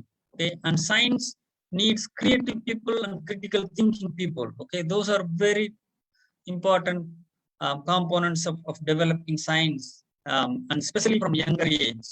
Okay, and we also need some kind of collaboration among our learned people, or the highly caliber of people, to interact with each other both at national level and at regional and international level, to get in technology transfer in a effective manner, so that we all are in pace with what is happening in the rest of the world. And probably there is a need for some level of national body. If you go to most countries, they have like a scientific research council or national science forum. These are bodies that bring in people together to do brainstorming and come up with ideas that will mobilize the scientific thinking, and also all the components I mentioned, the innovation, the technology, and the scientific knowledge. Okay, and in Belize, as I said, we have a very good young population. Our youth probably need opportunities and some level of encouragement and support from rest of the community, including government, in form of scholarships and other things, so that those young people can enter university, get a science degree, and contribute to the society. Okay. Now, as we develop, we need to be well prepared in scientific and technological areas. It is in the best interest of our country for us to cultivate those skills locally rather than depending on getting skills from abroad, because that will not only help us to grow economically, but also become self-sufficient, and also we are training our people based on our needs and aspirations of our young country. So there is a lot of opportunities. There are a lot of possibilities. As I mentioned, that the new curriculum that are being revised or developed should incorporate or give more importance for science subjects. Okay. And I want to close with two quotes by Albert Einstein. I started with the quoting from Louis Pasteur, but Albert Einstein is another great scientist, one of the giants of last century. Okay, and he says that we cannot solve problems by using the same level of thinking what we used to when we created those problems. Okay, so you have to think at a higher level than when the problem was created. Okay, and the only way you can think at a higher level is being critical and being creative. Okay, and science provides the avenue for that. The second quote from him says that science without religion is lame, and religion without science is blind. Okay, and one of the thing I always advocate is with even my students, that like right now, a lot of skepticism about vaccination, but scientifically, vaccination is the only solution for us to come out of this basically COVID crisis. Okay. With that, I close my speech, and I wish everybody a happy Independence Day, and thanks very much for providing this opportunity. A round of applause. Thank you very much, Dr. Tipi, for your, again, inspiring presentation. And so at this point, I would like to really ask everybody to just use your reaction in buttons to show some love, to give some applause to all 6 of our presenters tonight for these amazingly evocative presentations that they have given us. As you can imagine, we've spent 2 hours so easily, and we want to start bringing this entire evening to closure. But before we close, we certainly want to hear some of your thoughts as you've expressed them in questions, and we want to use those to give our panelists an opportunity to respond. I'm going to start with a question directed to Dr. Castillo. Is there any research information available or that has recently been completed about the adopting of what winning countries are doing? For example, have we observed what approaches work for them and why it's working for them? and if we can affordably and feasibly apply such solutions here. Doc, apologies, could you repeat the first part of your question? Sure. Do you know if any research information is available or has recently been completed about adopting what the winning countries are doing? i.e., have we observed what approaches work for them, why it's working, and if we can affordably and feasibly apply those solutions here? Well, winning countries, developed countries certainly invest in their food sector, in their agricultural sector. Belize can never ever subsidize its farmers to the extent that, say, America does. So we cannot compete with price. In price, what America does is substantially subsidize its farmers, and then its farmers then have the wherewithal to dump cheap products on Belize. We could never compete with America where price is concerned. But where we could compete is where quality is concerned. Isn't it far better to buy a tomato or a tomato paste freshly made in Belize than one imported from the USA or elsewhere? So that's what we need to do. As long as we add value to our products here, and then we compete not on the basis of price, but on quality, that's how we could succeed. That's how we could win. Excellent. Thank you very much. The next question is for Mrs. Zoe. Is Belize food insecure or just inefficient? For example, in food supply distribution or in allocation. So is the problem here inefficiency or insecurity? Ms. Zoe?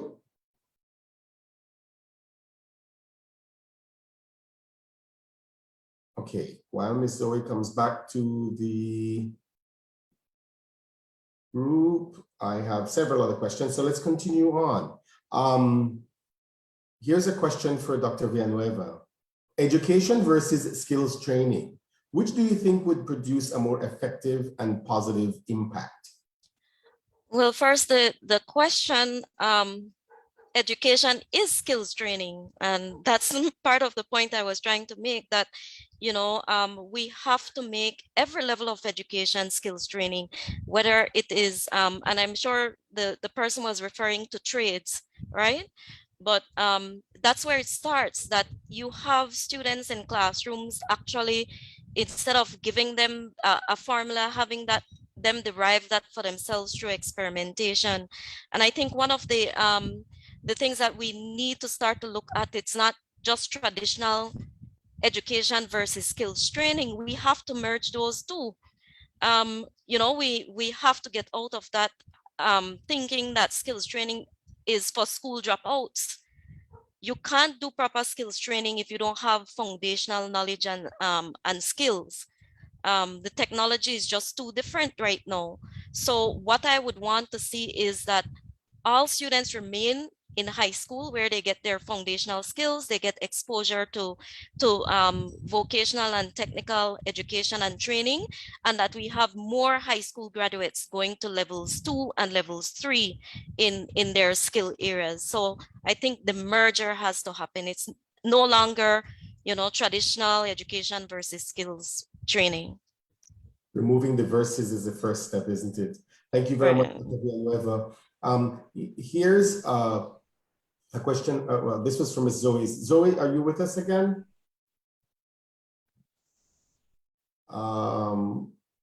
Okay, maybe Dr. Castillo may want to take this one. The participant suggested good talk about diversification in agriculture. What are your thoughts about things like the papaya industry? Which is, why can't we export our local produce? What happened to things like our citrus industry, which seems to have gone completely under? Soursop industry. How can we kind of turn these around to make them successful the way the presenters were describing earlier? I could start by focusing on citrus because that was the area of my doctoral thesis. Okay, great. We are a price taker on the global market. Belize produced in 2016 less than 1% of global citrus exports. So what happens then is that because we're a price taker, we are given a price, and then from that price, our local producers subtract their costs, costs of marketing, costs of shipping, etc., costs of production, which is fairly high in Belize. So the result is that the prices paid, say, to a harvester, even though it's fairly small, a harvester, if he harvests 50 boxes per day, sorry, if he could earn around 50 boxes, he could earn around $50, sorry, per day. So a citrus harvester could earn around $50 per day, which is more than our minimum wages, which is about $30 per day, and which is more than a construction worker gets, which is about $40 per day. Now, for the other industries, such as papaya, again, cost was a factor. That is what is killing our industries. Costs are a factor. We need government support to do basic infrastructure like rural roads, assist in research and development, etc., so that it's easier for our farmers, for our grower associations. That is the kind of help we need from government. Speaking of citrus, if you drive down south, you see that the industry is beset by old trees, abandoned orchards, and those kind of things. Those farmers need support, low-cost loans to rehabilitate those orchards. That is where government can help. That is the kind of assistance that government ought to provide. Thank you. Thank you very much, Doc. Let's continue and shift over to health. Dr. Johnson, here's a comment from one of our participants. Belize needs to address this obesity crisis that we face as a nation. Where do we start, Doc? So we start with exactly what I said, personal responsibility, parenting, the education that takes place at our clinics when children are taken in for their checkups. All of that helps to guide parent and child for the effective use of nutrition. We live in a country where, unlike some others, our neighbors and our Caribbean compatriots, we can produce all of these different good quality foods. So it is a combination of us solving our problems of supplying good food to everyone, and marry that with what we've already been doing, which is what takes place in our interactions that our public health system has with the population, as well as what takes place in our schools, in our primary schools in particular, where children are taught what a proper diet looks like, how a plate should be distributed, how much of it is vegetables, how much of it is meat, what protein, why protein is important.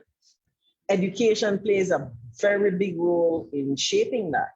And I would even go as far as saying that I think, require institutions that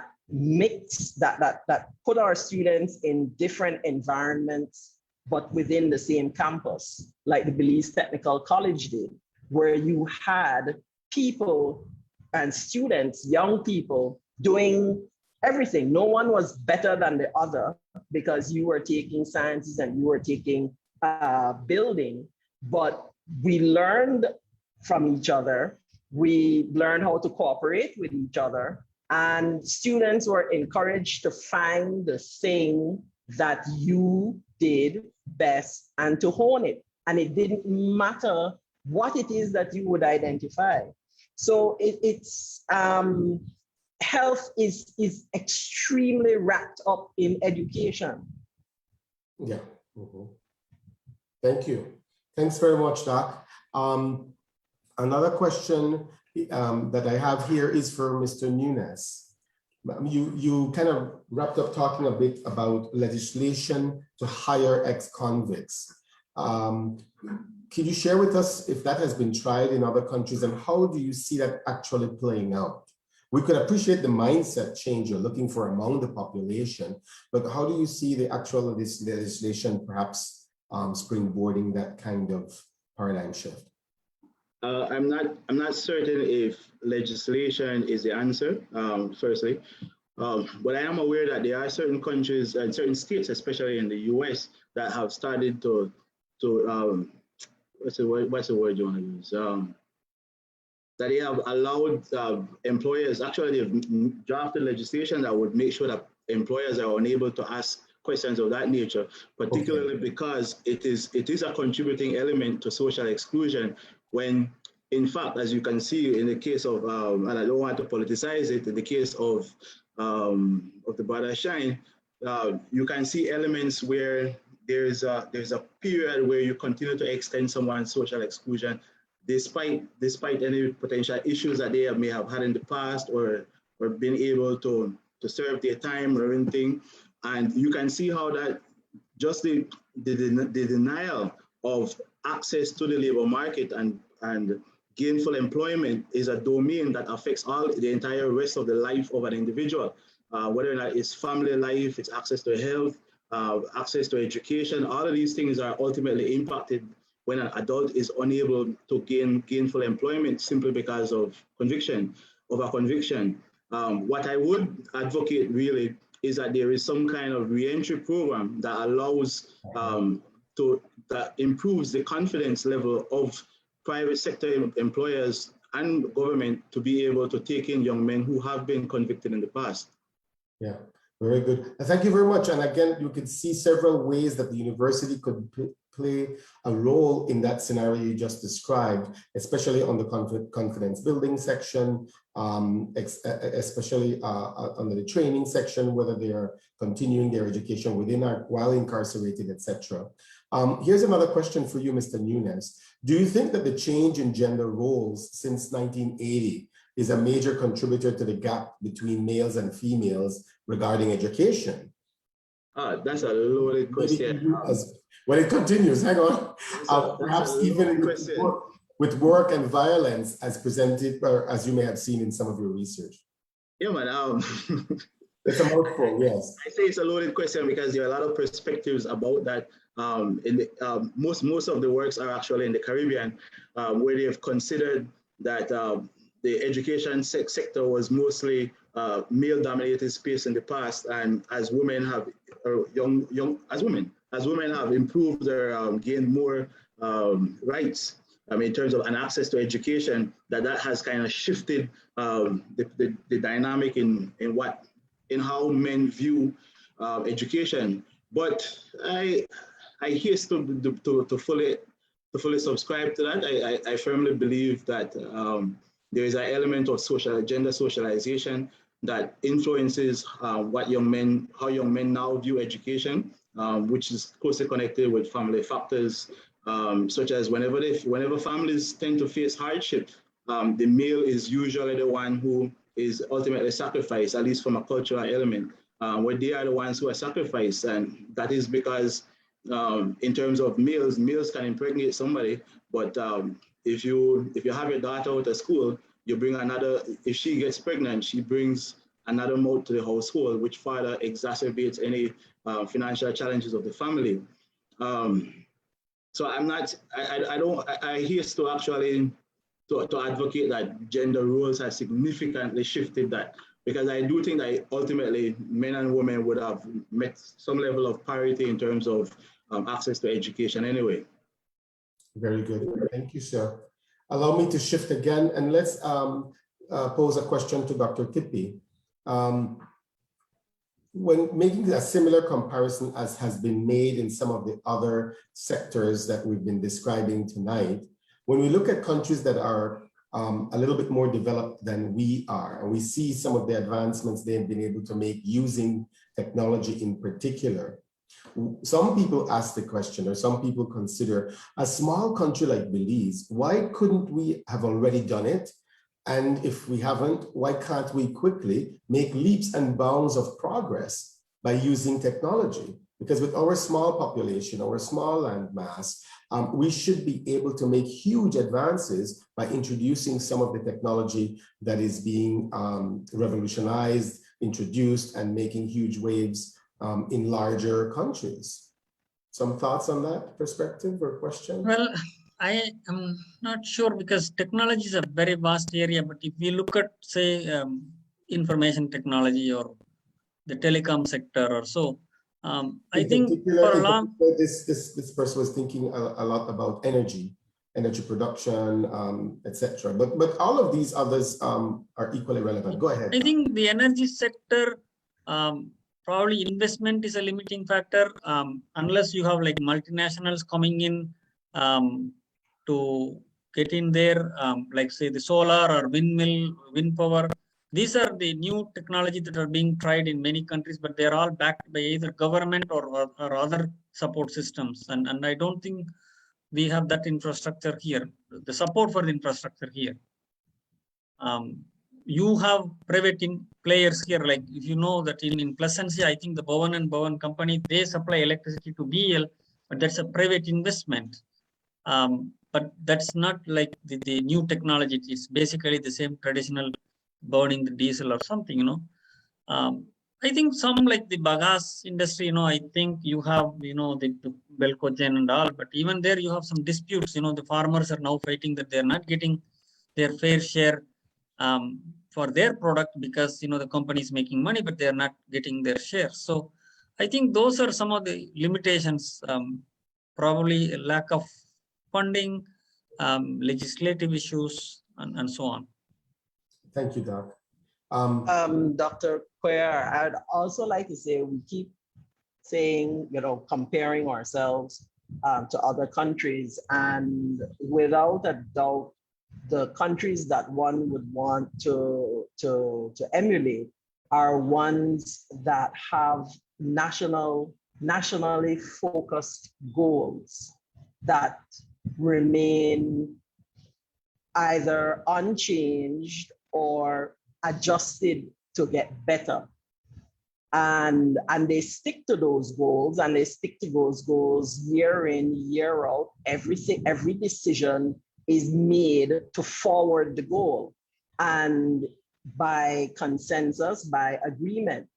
If we don't have some focus, attention on creating goals for ourselves as a country, it will be difficult to achieve far-reaching and far-affecting innovations if everybody's off on a frolic of their own. Very important observation, Dr. Johnson. As you said it earlier, we have to make sure that we practice policy and stay on task. Which allows me to do something interesting here. I'd like to pose a question to our president as a segue into starting to close tonight's public discourse. And so I'd like to introduce again Dr. Vincent Palacio, the interim president for the University of Belize. And I'd like to ask this question. Mr. President, as we've heard repeatedly in the presentations, there is a constant call for a reflection on the role that education is playing to prepare the right skill sets, the right attitudes. We talked about emotional intelligence. And then we also talked, as Dr. Johnson just said, about the right philosophy, I guess, mindset toward development. Can you maybe just share some of your thoughts? I know you're recently in the helm, but some of your thoughts about how UB is doing in its curricular development, any plans for major shifts in coming up, etc., to ensure that we have the level of relevance and responsiveness that Dr. Villanueva described. So true. Good evening to all. Dean Cuellar, would this be my closing remark or? It depends on how long you go, President. No, it's a very important question, and it has to be the guiding question for our curriculum review process. We are in the process of scheduling reviews for all of our programs. This should be done every 5 years. So we're starting with all of our programs, and we will ensure through our quality assurance office that some of these concerns are addressed. I know a principal part of this process is to do a stakeholder assessment to find out what stakeholders want from the program or what they desire from the program, or what should the students know to be more, to serve the stakeholders more or better. So we will ensure that these things are brought to the table when we get to that point of the curriculum review process. And, you know, I will have to have a one-on-one with Dr. Villanueva, because the way she wrapped it together for us was perfectly done. And I think that we all have to think about where we're going, where the world is going, and how what we can do be more relevant for the community that we now serve. Trying times, the pandemic is upon us. It has changed the way things happen. And so we have to be able to adjust what we do in our review process as well. So that would be my quick response to the question. But I could go into my my wrap at this time. Give me one second, President, just to acknowledge once again our presenters this evening. Again, we're all very grateful to over 300 people who, Belizeans, visitors alike, who participated in the discussion tonight. And then, of course, our presenters, Dr. Philip Castillo, Dr. Lisa Johnson, Mr. Greg Nunes, Mrs. Zoe Zatina, Dr. Newlin Villanueva, and Dr. Tipi Tiagarajan. Thank you all. And now to officially bring closure to this evening's presentation and event, we invite again Dr. Vincent Palazzo. You have 3 minutes before 9:30 back. Please bring us to closure. I noticed that I'm the only one that gets tight time limit here. Thank you very much, though. I'd like to first thank you, our moderator for the evening. You've been most fair and in the execution of your responsibilities. Thank you very much, Dr. Cuellar. You know, this is like whetting my appetite this evening. This is the shortest 2.5 hours I've been to in a while. I barely blinked and it was over, because every presentation was on point, really looked at the issues, really made recommendations. So I want to express sincere gratitude to all. I'd like to start with our chairman, Mr. Anthony Sylvester, who set the pace as he welcomed us, and to express to us the need that for such conversation to happen. And Chairman, I must tell you that each of these presentations tonight require an evening of its own. So we will have to see how we could work this out, so we could come back as a community, as an academic community for some purpose, to discuss these topics in more detail. I think it was cut short for the time purpose, but it served its purpose, had us thinking, but we have to explore it some more. I'd like to thank the president of Mitch, Ms. Sapna Bujani. Thank you for allowing us to partner in. Thank you for reaching out to us or to do such an event. We really do know that we have the potential to do it, and we proved ourselves tonight, and we're very grateful for the partnership that we have with Mitch. Thank you for your words tonight as well. They were very welcoming. You know, the moderator listed the presenters. This is when we would present a small token of our appreciation to the presenters. You know, we would call you back on stage and we give you a little token. That will still happen. The COVID kind of robbed us of that need to express our gratitude, but believe me, the university will show its gratitude to you, our presenters. You did work. You obviously did work. You know, I saw the graphs, I saw the charts, and it turned out very well. You know, the names again, Dr. Castillo, you always deliver. Dean Johnson, right on point. Mr. Greg Nunes, I called you from when we were just conceptualizing the topic, and on point you said, yes, it's something you'd be interested in, and you came to the table. At the end there, you had a lot to present, and the moderator had to kind of rush you in, but thank you very much. We will have this conversation again, Greg, and it will be, you'll get more time, and we will deliver as is your normal style. Our agriculture person, Ms. Zoe Zatina, extremely grateful for your presentation, Zoe. You know, I will be up at Central Forum again next week to do my monthly visit. And, you know, definitely we'll have to talk about some of the ideas that you shared as we move that program forward. Dr. Newlin Villanueva, extremely thought-provoking. You switched my head around, Dr. Villanueva, to think from a different perspective and to answer the questions, the who and the what and the why. You know, that to me is was worth it for the evening. Dr. Tiffany, you delivered, man. You delivered gold tonight. Maybe not gold, I should use that analogy, but you delivered for us tonight, looking at technology.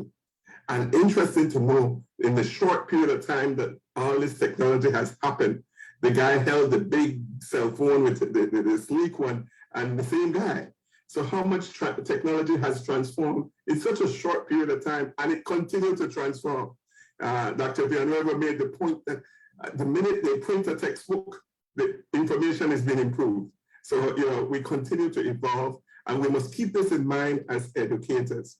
Again, I'd like to thank you for coming. At one point, moderator, we had 670 something persons in the Zoom call. And you know, this was also on Facebook. So we had people on Facebook experiencing it.